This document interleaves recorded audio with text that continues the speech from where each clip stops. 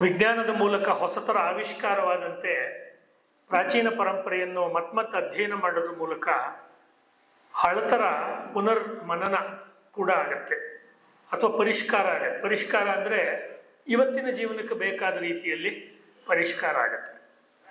ಸುಮ್ಮನೆ ಬಹಳ ಪ್ರಸಿದ್ಧವಾದ ಉದಾಹರಣೆ DVG ಅವರ ಸಂಸ್ಕೃತಿ ಪುಸ್ತಕದಲ್ಲಿ ಒಂದು ಮಾತು ಹೇಳ್ತಾರೆ, ಅಕ್ಕಿ ಪ್ರಕೃತಿ ಅನ್ನ ಸಂಸ್ಕೃತಿ ಅಂತ. ಅದಕ್ಕೆ ನಾನೊಂದು ಸೇರಿಸಿದ್ದೆ, ಹಕ್ಕಿ ಪ್ರಕೃತಿ ಗರುಡ ಸಂಸ್ಕೃತಿ ಅಂತ. ಆಕಾಶದಲ್ಲಿ ಹೋಗೋದನ್ನು ಹದ್ದು ಅಥವಾ ಗರುಡ ಅಂತ ಕರಿತೀವಿ, ಅದು ಸೈನ್ಸ್ ಪ್ರಕಾರ ಸರಿನೇ. ನಮ್ಮ ಸಂಸ್ಕೃತಿನಲ್ಲಿ ಅದು ಗರುಡ ದೇವ. ಆ ರೀತಿ ನಮ್ಮ ಶಿಲ್ಪಕಲೆಗಳಲ್ಲೆಲ್ಲ ಅದು ಕಂಡು ಬರುತ್ತೆ. ಹೀಗೆ ಇದ್ದದ್ದನ್ನು ಪರಿಷ್ಕಾರ ಮಾಡಿಕೊಂಡು ಜೀವನದಲ್ಲಿ ಸುಖವಾಗಿರುವಂಥದ್ದು ಮನುಷ್ಯನ ಜೀವನದ ಮುಖ್ಯ ಉದ್ದೇಶ. ಅದನ್ನ ಭಾರತ ಎಷ್ಟು ಅಂದರೆ ನೀವು ಸಾಂಪ್ರದಾಯಿಕ ದೃಷ್ಟಿಯಿಂದ, ನಮ್ಮ ವೈದಿಕ ಪರಂಪರೆಯ ದೃಷ್ಟಿಯಿಂದ ನೋಡಿದ್ರೆ ಎಷ್ಟು ಪ್ರಾಚೀನ ಸಂಸ್ಕೃತಿಯೋ ಗೊತ್ತಿಲ್ಲ. ಇದು ಲಕ್ಷಾಂತರ ವರ್ಷಗಳ ಹಿಂದಿನ ಸಂಸ್ಕೃತಿ. ಹಾಗೆ ಹೇಳಿದ ತಕ್ಷಣ MSc ಸೈನ್ಸ್ ಓದೋರು ಕೈ ಮೇಲ್ ಮಾಡ್ತಾರೆ. ಚಾರ್ಲ್ಸ್ ಡಾರ್ವಿನ್ ಹೇಳಿರೋ ಥಿಯರಿ ಬಗ್ಗೆ ಏನ್ ಹೇಳ್ತೀರಾ? ಮಂಗನಿಂದ ಮಾನವ ಅಂತ. ಖುಷಿ ಅವರಿಗೆ, ಮಂಗನಿಂದ ಮಾನವ ಅಂತ. ಮತ್ತೆ ಮಂಗ ಎಲ್ಲಿಂದ ಬಂತು ಅಂದ್ರೆ, ಆ ಮಂಗ ಅದರ ಅಜ್ಜ ಮಂಗನಿಂದ ಬಂತು, ಅಜ್ಜಿ ಮಂಗನಿಂದ ಬಂತು. ಸರಿ, ಆ ಅಜ್ಜಿ ಅಜ್ಜ ಎಲ್ಲಿಂದ ಬಂದ್ರು? ಅವರ ಪಿಜ್ಜ ಮುತ್ತಜ್ಜ ಅವರಿಂದ. ಸರಿ, ಅದೆಲ್ಲ ಆಯ್ತು. ಕೊನೆಗೆ ಎಲ್ಲಿಂದ ಬಂದ್ರು? ಇನ್ನೊಂದು ಯಾವುದೋ ಹೇಳ್ತಾರೆ. ಕೊನೆಗೆ ಎಲ್ಲ ಹೇಳಿ ಈಗ ವಿಜ್ಞಾನದವ್ರು ಹೇಳೋದು ನೀರಿನಲ್ಲಿ ಬಂತು ಮತ್ತು ಅಮೀಬಾ ಒಂದು ಏಕ ಅಣುಜೀವಿಯಿಂದ ಬಂತು. ಮತ್ತು ಮುಂದಿನ ಪ್ರಶ್ನೆ, ಆ ಏಕಾಣುಜೀವಿ ಅಮೀಬಾ ಎಲ್ಲಿಂದ ಬಂತು ಅಂತ ಹೇಳಿದ್ರೆ ಅವಾಗ ಒಂದಷ್ಟು ಹೇಳ್ತಾರೆ, ಏನೇನೋ ಬೇರೆ ಬೇರೆ ಕೆಮಿಕಲ್ಗಳು, ರಾಸಾಯನಿಕಗಳು, ಅವುಗಳ ಒಂದು ಕಾಂಬಿನೇಷನ್ ಇಂದ ಬಂತು. ಸರಿ, ಈ ಕೆಮಿಕಲ್ಗಳು ಇಲ್ಲಿಂದ ಬಂತು? ಯಾವ್ಯಾವುದೋ ಹೇಳ್ತಾ ಇದ್ದಾರೆ, ನೈಟ್ರೋಜನ್ನು, ಫಾಸ್ಫರಸ್ಸು, ಕಾರ್ಬನ್ನು, ಇನ್ನೊಂದು ಯಾವ್ಯಾವುದೋ ಹೀಲಿಯಮ್ಮು, ಹೈಡ್ರೋಜನ್ನು, ಅದೆಲ್ಲಿಂದ ಬಂತು? ಇದೊಂದು ಪುಸ್ತಕ ಇದೆ, ಇದು ಯಾರ ಹಿರಿಯರು ನನಗೆ ಕೊಟ್ಟಿದ್ದು, ಸತ್ಯಾರ್ಥ ಪ್ರಕಾಶ. ಇದು ವಿವೇಕಾನಂದರ ತಾತ, ಸಾವರ್ಕರ್ ಅವರ ಮುತ್ತಜ್ಜ, ಹೆಡ್ಗೇವಾರವರ ಅಜ್ಜ ಈ ಗ್ರಂಥ. ಅಷ್ಟು ಹೇಳಿದ್ರೆ ಮುಂದಿಂದೆಲ್ಲ ನಿಮ್ಗೆ ಅರ್ಥ ಆಗುತ್ತೆ. ಈಗಿರುವ ಅರುಣ್ ಶೌರಿ, ರಾಮ್ ಸ್ವರೂಪ್, ಸೀತಾರಾಮ್ ಗೋಯಲ್, ಆಮೇಲೆ ಸಾಯಿ ದೀಪಕ್, ಆನಂದ ರಂಗನಾಥನ್, ಇವ್ರಿಗಂತೂ 6ನೇ ತಲೆಮಾರಿನಷ್ಟು ಹಳೆ ಗ್ರಂಥ ಇರೋದು. ಯಾಕೆ ಇದನ್ನು ಹೇಳ್ತೀವಿ ಅಂದ್ರೆ, ವೇದೋಖಿಲೋ ಧರ್ಮಮೂಲಂ ಅಂತ ಒಂದು ಮಾತು ಇದೆಯಲ್ಲ, ಅದು ಮನುಸ್ಮೃತಿಯಲ್ಲಿ ಬರುವ ಪ್ರಸಿದ್ಧವಾದ ಮಾತು. ಆ ರೀತಿ 19ನೇ ಶತಮಾನ ಆರಂಭವಾಗಿ ಮುಂದಕ್ಕೆ ಭಾರತೀಯ ಪರವಾದ, ಹಿಂದೂ ಪರವಾದ ಏನೆಲ್ಲ ಚಿಂತನೆಗಳು ಭಾರತದಲ್ಲಿ ನಡೆದಿದೆ ಮತ್ತು ವಿದೇಶಗಳಲ್ಲಿ ನಡೆದಿದೆ, ಎಲ್ಲಕ್ಕೂ ಮೂಲ ಸ್ವಾಮಿ ದಯಾನಂದ ಸರಸ್ವತಿಗಳ ವಿಚಾರ ಅನ್ನುವುದನ್ನ ಆರ್ಯ ಸಮಾಜದವ್ರನ್ನ ಬಿಟ್ರೆ ಉಳಿದವರೆಲ್ಲ ಮರೆತು ಬಿಟ್ಟಿದ್ದಾರೆ. ಯಾರಿಗೂ ನೆನಪಿಲ್ಲ. ರಾಮಕೃಷ್ಣಾಶ್ರಮದವ್ರಿಗೆ ನೆನಪಿಲ್ಲ, RSSದವ್ರಿಗೆ ನೆನಪಿಲ್ಲ, ವಿಶ್ವ ಹಿಂದೂ ಪರಿಷತ್ತವ್ರಿಗೆ ನೆನಪು ಅವಾಗ ಬರುತ್ತೆ. ಬಜರಂಗ ದಳದವ್ರಿಗೆ ಹೇಳ್ಕೊಡೋರೇ ಇಲ್ಲ, ಅವ್ರಿಗೆ ಗೊತ್ತಿಲ್ಲ. ಹೇಳ್ಕೊಟ್ರೆ ಕಲ್ತ್ಕೊಂತಾರೆ. ಇನ್ನು ಬೇರೆ ಬೇರೆ ಅದ್ವೈತ ಮಠ, ವಿಶಿಷ್ಟಾದ್ವೈತ ಮಠ, ಎಲ್ಲ ಮಠದವರು ಇದ್ದಾರೆ. ಈ ವೇದಗಳನ್ನು ಇತ್ತೀಚಿನ ಕಾಲದಲ್ಲಿ ಪುನರುದ್ಧಾರ ಮಾಡಿದವ್ರು ಯಾರು? ವೇದಗಳಿಗೆ ಒಂದು ಕೇಂದ್ರ ಸ್ಥಾನವನ್ನ, A central figure, A central position in our Indian society, ಅದನ್ನು ಕೊಟ್ಟವ್ರು ಯಾರು ಅಂದ್ರೆ ನಮ್ಮ ಇತ್ತೀಚಿನ ಕಾಲಘಟ್ಟದಲ್ಲಿ ಮಹರ್ಷಿ ಆದಿತ್ಯ ಬ್ರಹ್ಮಚಾರಿ, ಸ್ವಾಮಿ ದಯಾನಂದ ಸರಸ್ವತಿಯವರು. ಬಹಳ ದೊಡ್ಡ ಕೊಡುಗೆ ಇದು. ಇವಾಗ ಏನಾಗಿದೆ ಅಂದ್ರೆ, ಅದು ಇವಾಗ ಪ್ರಾರಂಭದಲ್ಲಿ ಸುಮಂತ್ ಅವ್ರು ಹೇಳಿದಂತೆ ಒಂದು 10,000 ಜನಕ್ಕೆ ತಿಳಿಸಿದ್ರೆ ಒಂದು 200 ಜನ ಬರುವಂತಿಗೆ ಶತಾಯ ಪ್ರಯತ್ನ ಮಾಡಬೇಕು ಅನ್ನೋ ಸ್ಥಿತಿಗೆ ಬಂದಿದೆ. ಅದು ವಿಶೇಷ ಏನಲ್ಲ. ಯಾಕೆಂದ್ರೆ ಕಾಲದಿಂದ ಕಾಲಕ್ಕೆ ವೇದಗಳು ಎಷ್ಟೇ ಜ್ಞಾನದಿಂದ ಕೂಡಿದ್ರೂ ಅದರ ಮೇಲೆ ಅಥವಾ ಅದರ ಕವರ್ ಪೇಜ್ ಮೇಲೆ ಬಿದ್ದಿರುವ ಧೂಳು, ಅದರ ಮೇಲೆ ಧೂಳು ಬಿತ್ತು ಅಂತ ಹೇಳಕ್ಕಾಗಲ್ಲ. ಅದರ ಕವರ್ ಪೇಜ್ ಮೇಲೆ ಬಿದ್ದಿರೋ ಧೂಳು ಅದನ್ನು ಒರೆಸಿ ಜನಗಳಿಗೆ ಕೊಡೋದಕ್ಕೆ ಬೇರೆ ಬೇರೆ ಸಾಧುಗಳು, ಸಂತರು, ವಿಜ್ಞಾನಿಗಳು, ಮಹರ್ಷಿಗಳು ಕಾಲದಿಂದ ಕಾಲಕ್ಕೆ ಬರ್ತಾನೆ ಹೋಗಿದ್ದಾರೆ. ಹೀಗಾಗಿ ಸ್ವಾಮಿ ಇವರಿಂದ, ರಾಮಕೃಷ್ಣ ಪರಮಹಂಸರಿಂದ ಕಾಳಿಯ ತಾಂತ್ರಿಕ ಆರಾಧನೆ ಮತ್ತು ಅವರ ಶಿಷ್ಯರಾದ ವಿವೇಕಾನಂದರಿಂದ ವೇದಾಂತ ಉಪನಿಷತ್ತಿನ ಒಂದು ಪುನರುಜ್ಜೀವನದ ಕಾರ್ಯ ಆಯ್ತಲ್ಲ, ಅದೇ ಕಾಲದಲ್ಲಿ ದಯಾನಂದ ಸರಸ್ವತಿಯವರು ಇದ್ದಿದ್ದು. ರಾಮಕೃಷ್ಣ ಪರಮಹಂಸರು ಯಾವ ಕಾಲದಲ್ಲಿ ಇದ್ರೋ ಅದೇ ಕಾಲದಲ್ಲಿ ದಯಾನಂದರು ಇದ್ದಿದ್ರು. ಅವರು ಆ ಕಡೆಯ ವಂಗದೇಶದಲ್ಲಿದ್ದರು, ಬಂಗಾಳದಲ್ಲಿದ್ದರು. ಸ್ವಾಮಿ ಇವರು ರಾಮಕೃಷ್ಣ ಪರಮಹಂಸರು. ಸ್ವಾಮಿ ದಯಾನಂದ ಸರಸ್ವತಿ ಅವರು ಗುಜರಾತಿನ ಭಾಗದಲ್ಲಿದ್ದರು. ಗುಜರಾತು ಒಂದು 5,000 ವರ್ಷಗಳಿಂದ ಪಶ್ಚಿಮದ ದೇಶಗಳಿಗೆ ಭಾರತದ ಹೆಬ್ಬಾಗಿಲು. ಆಕ್ಚುಲಿ ಇಡೀ ನಮ್ಮ ವೈದಿಕ ಜ್ಞಾನ ಆಫ್ರಿಕಾಗೆ, ಇರಾನ್ಗೆ, ಇರಾಕ್ಗೆ ಮತ್ತು ಯುರೋಪಿನ ಬೇರೆ ಬೇರೆ ದೇಶಗಳಿಗೆ ಮತ್ತು ಹಡಗಿನ ಮೂಲಕ ಈ ಕಡೆ ಭಾಗ ಇಂಡೋನೇಷ್ಯಾ, ಜಪಾನ್, ಸುಮಾತ್ರ, ಬಾಲಿ ಅಲ್ಲಿಗೆಲ್ಲ ಹೋಗೋದ್ರಲ್ಲಿ ಆ ಭಾಗದ ಪಾತ್ರ ತುಂಬಾ ಇದೆ. ಕ್ಯಾಂಬೆ ಅಂತ ಒಂದು ಜಾಗ, ಅದರ ಮಹತ್ವ ತುಂಬಾ ಇದೆ ಅಂತ ಆರ್ಕಿಯಾಲಜಿಸ್ಟ್ಗಳು ಹೇಳ್ತಾರೆ. ಇದು ನಾನು ಹೇಗೆ ಹೇಳಬಲ್ಲೆ ಅಂದ್ರೆ, ಅಲ್ಲಿ ಸಮುದ್ರ ತೀರದಲ್ಲಿ ಅಥವಾ ಸಮುದ್ರದ ಒಳಗಡೆ ಸಂಶೋಧನೆ ಮಾಡಿದಾಗ ಸಿಕ್ಕಿರುವಂತ ಮಣಿಗಳು, ಅಂದ್ರೆ ಹೆಂಗಸರು ಗಂಡಸರು ಹಾಕೊಳ್ಳುವಂತ ಹಾರದ ಮಣಿಗಳು, ಬೀಡ್ಸು, ಅದು ಅದರದ್ದೇ ರೆಪ್ಲಿಕಾ ನಮಗೆ ವಿಯೆಟ್ನಾಂನಲ್ಲಿ ಸಿಗತ್ತೆ. ವಿಯೆಟ್ನಾಂನಲ್ಲಿರುವಂತ ಒಬ್ಬ ಸೈನ್ಸ್ ಅಥವಾ ಆರ್ಕಿಯಾಲಜಿಸ್ಟ್ ಜೊತೆ ನಾನು ವರ್ಕ್ ಮಾಡಿದಾಗ ಮಾತುಕತೆ ಆಡಿದಾಗ ಆಕೆ ಹೇಳಿದ್ರು, ಅವರು PhD ಮಾಡಿರೋದೇ ಈ ಸಬ್ಜೆಕ್ಟ್ ಬಗ್ಗೆ. ಗುಜರಾತಿನಲ್ಲಿ ಸಿಕ್ಕಂತ ಹವಳುಗಳು ವಿಯೆಟ್ನಾಂಗೆ ಹೆಂಗ್ ಪ್ರಯಾಣ ಮಾಡಿದ್ವು ಅನ್ನುವುದೇ ಆಕೆ ಮಾಡಿರುವ ರಿಸರ್ಚ್. ಹಿಂಗೆ ಭಾರತೀಯತೆಯನ್ನು, ವೈದಿಕತೆಯನ್ನು ಮರೆತರು ಅಥವಾ ಅವಾಗವಾಗ ನೆನಪಿಸ್ಕೊಂಡ್ರು, ದೇಶ ವಿದೇಶಗಳಲ್ಲಿ ಅದರ ಛಾಯೆ ಅನ್ನೋದು ತುಂಬಾ ಅಚ್ಚುಕಟ್ಟಾಗಿ ಕಂಡುಬರುತ್ತೆ. ಸಂಸ್ಕೃತದ ವಿಷಯಕ್ಕೆ ಬಂದ್ರೆ ನಮಗೆ ಬಹಳ ದೊಡ್ಡ ಮಟ್ಟದಲ್ಲಿ ಸಂಸ್ಕೃತದ ಶಾಸನಗಳು ಆಗ್ನೇಯ ಏಷ್ಯಾದಲ್ಲಿ ಸಿಕ್ಕೋದು ಕಾಂಬೋಡಿಯಾದಲ್ಲಿ, ವಿಯೆಟ್ನಾಂನಲ್ಲಿ. ಅದು ಇನ್ನೂ ನಮ್ಮ ಸಂಸ್ಕೃತ ಡಿಪಾರ್ಟ್ಮೆಂಟ್ಗಳ ಮೂಲಕ ಇನ್ನೂ ಹೆಚ್ಚು ಅಧ್ಯಯನಕ್ಕೆ ಒಳಪಡಬೇಕಾದ ವಿಷಯ. ಶುದ್ಧ ಸಂಸ್ಕೃತ, ತುಂಬಾ ಒಳ್ಳೆಯ ಸಂಸ್ಕೃತದಲ್ಲಿ ಕಾಂಬೋಡಿಯಾದಲ್ಲಿ ನಿಮಗೆ ಶಾಸನಗಳು ಸಿಕ್ಕತ್ತೆ. ಅಂದ್ರೆ ಯಾವ್ಯಾವ ಛಂದಸ್ಸುಗಳು ಸಂಸ್ಕೃತದಲ್ಲಿ ಹೇಳ್ಕೊಡ್ತಾರೋ ಆ ಛಂದಸ್ನಲ್ಲಿ ಶಾಸನ ಸಿಕ್ಕತ್ತೆ. ತುಂಬಾ ಸ್ಟ್ಯಾಂಡರ್ಡ್ ಆಗಿರೋ ಭಾಷೆಯಲ್ಲಿ ಸಂಸ್ಕೃತವನ್ನ ಪ್ರೌಢವಾದ ಭಾಷೆಯಲ್ಲಿ ಬರೆದಿದ್ದಾರೆ. ಅದನ್ನು ಬರೆದಿರ್ಬೇಕಾದ್ರೆ ಸಾಕಷ್ಟು ಜನಕ್ಕೆ ಅದರ ಪರಿಚಯ ಅಲ್ಲಿ ಇದ್ದಿರ್ಲೇಬೇಕು. ವಾಲ್ಮೀಕಿ ಮಹರ್ಷಿಗೆ ಇಡೀ ಈ ಭಾಗದಲ್ಲಿ ಸಿಕ್ಕಿರುವಂತ ಏಕೈಕ ದೇವಸ್ಥಾನ ಚಂಪಾ ಹಿಂದೂ ರಾಜರು ಕಟ್ಟಿಸಿರೋ ವಿಯೆಟ್ನಾಂನ ದೇವಸ್ಥಾನ. ಈ ರೀತಿ ಹೇಳ್ದಾಗಿದ್ರ ಅರ್ಥ ಏನು ಅಂದ್ರೆ, ಅಲ್ಲಿ ಮೇಲ್ಗಡೆ ಇದೆಯಲ್ಲ ಕೃಣ್ವಂತೋ ವಿಶ್ವಮಾರ್ಯಂ ಅಂತ, ಅದನ್ನೇ ನಾನು ಹೇಳ್ತಾ ಇದ್ದೆ. ಜಗತ್ತಿನಾದ್ಯಂತ ಆರ್ಯ ಸಂಸ್ಕೃತಿಯನ್ನು ನಾವು ಹಬ್ಬಿಸುತ್ತೇವೆ, ಜಗತ್ತನ್ನೆಲ್ಲ ಆರ್ಯಮಯ ಮಾಡ್ತೇವೆ. ಆರ್ಯಮಯ ಅಂದ್ರೆ ಹಿಟ್ಲರ್ ಹೇಳ್ದಂಗೆ ಅಲ್ಲ, ವೇದಗಳು ಹೇಳ್ದಂಗೆ ಮಾಡ್ತೀವಿ ಅನ್ನೋ ರೀತಿ ಹೊರಟಿರೋ ಮಾತಿದೆಯಲ್ಲ, ಇದು ಸುಮ್ಮನೆ ಹೇಳಿರೋ ಮಾತಲ್ಲ. ಅಂದ್ರೆ ಸುಮ್ಮನೆ ಚೆನ್ನಾಗಿರುತ್ತೆ ಅಂತ ಒಂದಷ್ಟು ಜನ ಕೂತ್ಕೊಂಡು ಹೇಳಿರೋ ಮಾತಲ್ಲ ಇದು. ಕೃಣ್ವಂತೋ ವಿಶ್ವಮಾರ್ಯಂ. ನನಗೊಂದು ಸುಖ ಸಿಕ್ಕಿದ್ರೆ, ನನಗೊಂದು ಆನಂದ ಸಿಕ್ಕಿದ್ರೆ, ನನ್ನ ಜೀವನದಲ್ಲಿ ಭೌತಿಕವಾಗಿ ಮತ್ತು ಆಧ್ಯಾತ್ಮಿಕವಾಗಿ ಒಂದು ಒಳ್ಳೆ ಬೆಳವಣಿಗೆ ಆಗಿದ್ರೆ, ಆ ಬೆಳವಣಿಗೆಯನ್ನು 4 ಜನಕ್ಕೆ ಹಂಚೋಣ. ಹಿಗ್ಗು ಹಾಕಿತು ಕ್ಯಾಕಿ, ಬೇಂದ್ರೆ ಅವ್ರು ಹೇಳ್ತಾರೆ. ಹಿಗ್ಗು ಹಾಕಿತು ಕ್ಯಾಕಿ, ಇರಲಾರೆ ನೇಕಾಕಿ, ಬಾರೆ ನನ್ನಾಕಿ, ಕುಣಿಯೋಣು ಬಾರ ಕುಣಿಯೋಣು ಬಾ. ಇದು ವೇದಗಳ ಸಂದೇಶ.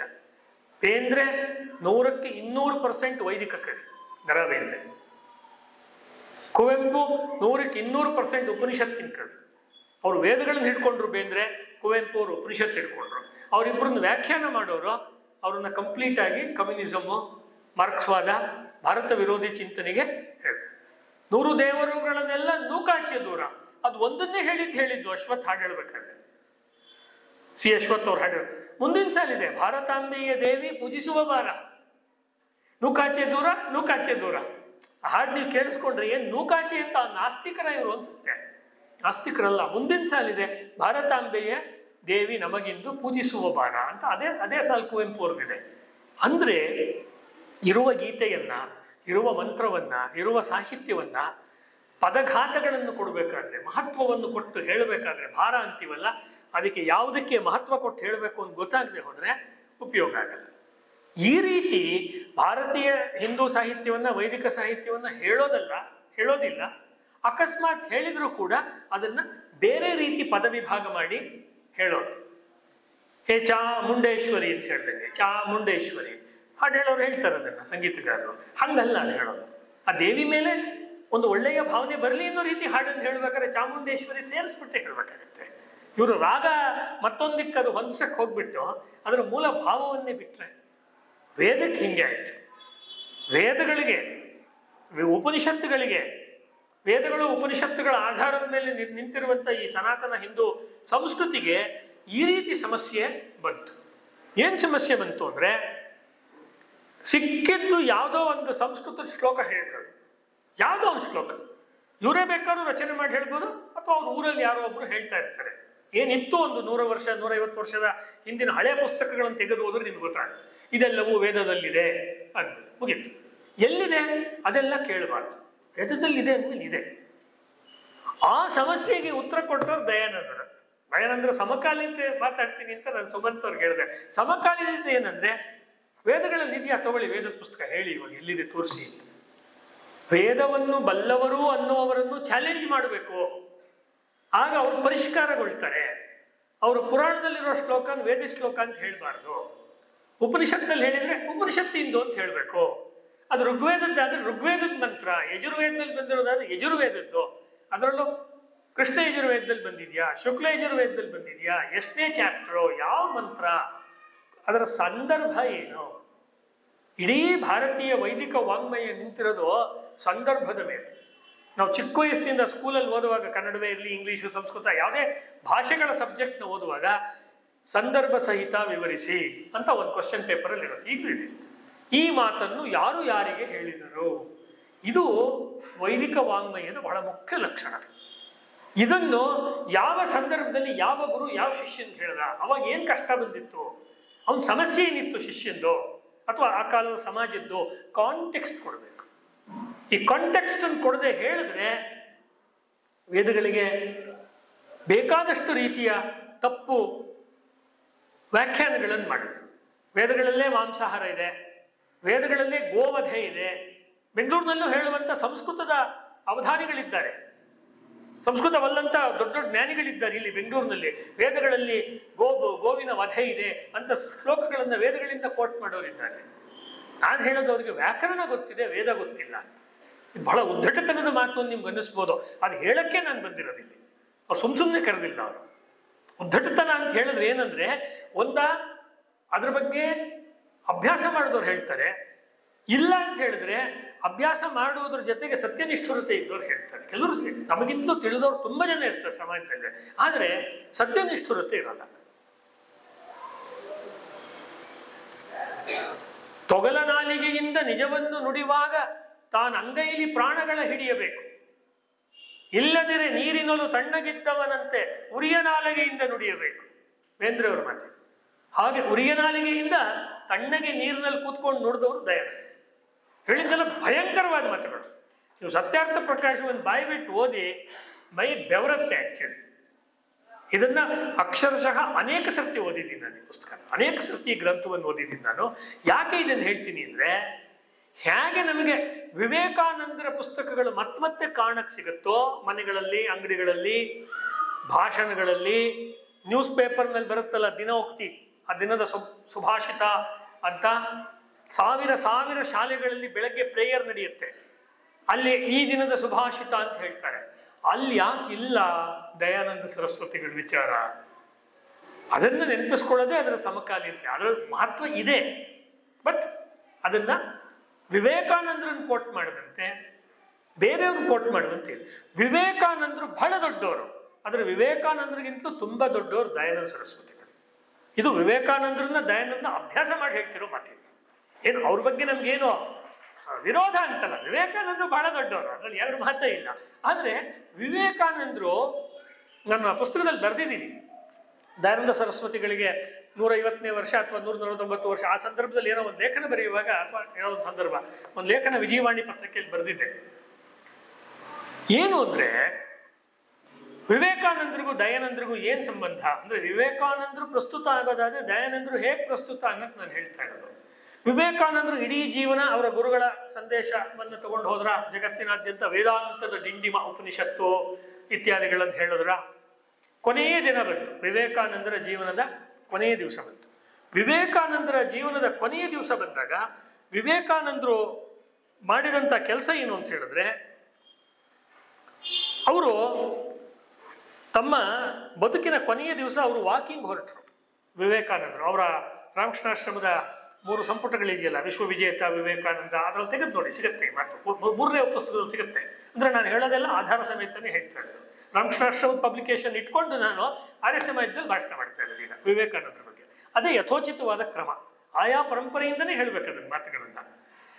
ಕೊನೆಯ ದಿವಸ ವಾಕಿಂಗ್ ಮಾಡುವಾಗ ಅಲ್ಮೋರಾದಲ್ಲಿ ವಿವೇಕಾನಂದರು ಅವ್ರ ಶಿಷ್ಯಂಗೆ ಹೇಳ್ತಾರೆ ಸ್ವಾಮೀಜಿ, ಏನು ಅಂದ್ರೆ ಬೇಕಾದಷ್ಟು ಕೆಲಸಗಳಾಗಿದೆ, ಇನ್ನೊಂದು ಕೆಲಸ ಬಾಕಿ ಇದೆ. ಈ ಅರ್ಥ ಬರುವಂತ ಮಾತುಗಳು, ಇದೇ ವಾಕ್ಯ ಅಂತ ನಾನು ಹೇಳ್ತಿಲ್ಲ. ಏನು ಅಂತ ಹೇಳಿದ್ರೆ ಬಹಳ ಮುಖ್ಯವಾಗಿ ಏನು, ಈ ಹಿಂದೂ ದೇಶ ಇದೆಯಲ್ಲ, ಭಾರತ ದೇಶ ಇದೆಯಲ್ಲ, ಇದು ಉದ್ಧಾರವಾಗಬೇಕಾದ್ರೆ ಈ ದೇಶಕ್ಕೊಂದು ಶಿಕ್ಷಣ ಬೇಕು. ಈ ದೇಶಕ್ಕೆ ಏನ್ ಶಿಕ್ಷಣ ಬೇಕು ಅಂತ ವಿವೇಕಾನಂದರು ಹೇಳ್ತಾರೆ ಅಂದ್ರೆ, ಈ ದೇಶಕ್ಕೆ ವೇದದ ಶಿಕ್ಷಣ ಬೇಕು, ವೇದದ ಶಿಕ್ಷಣ.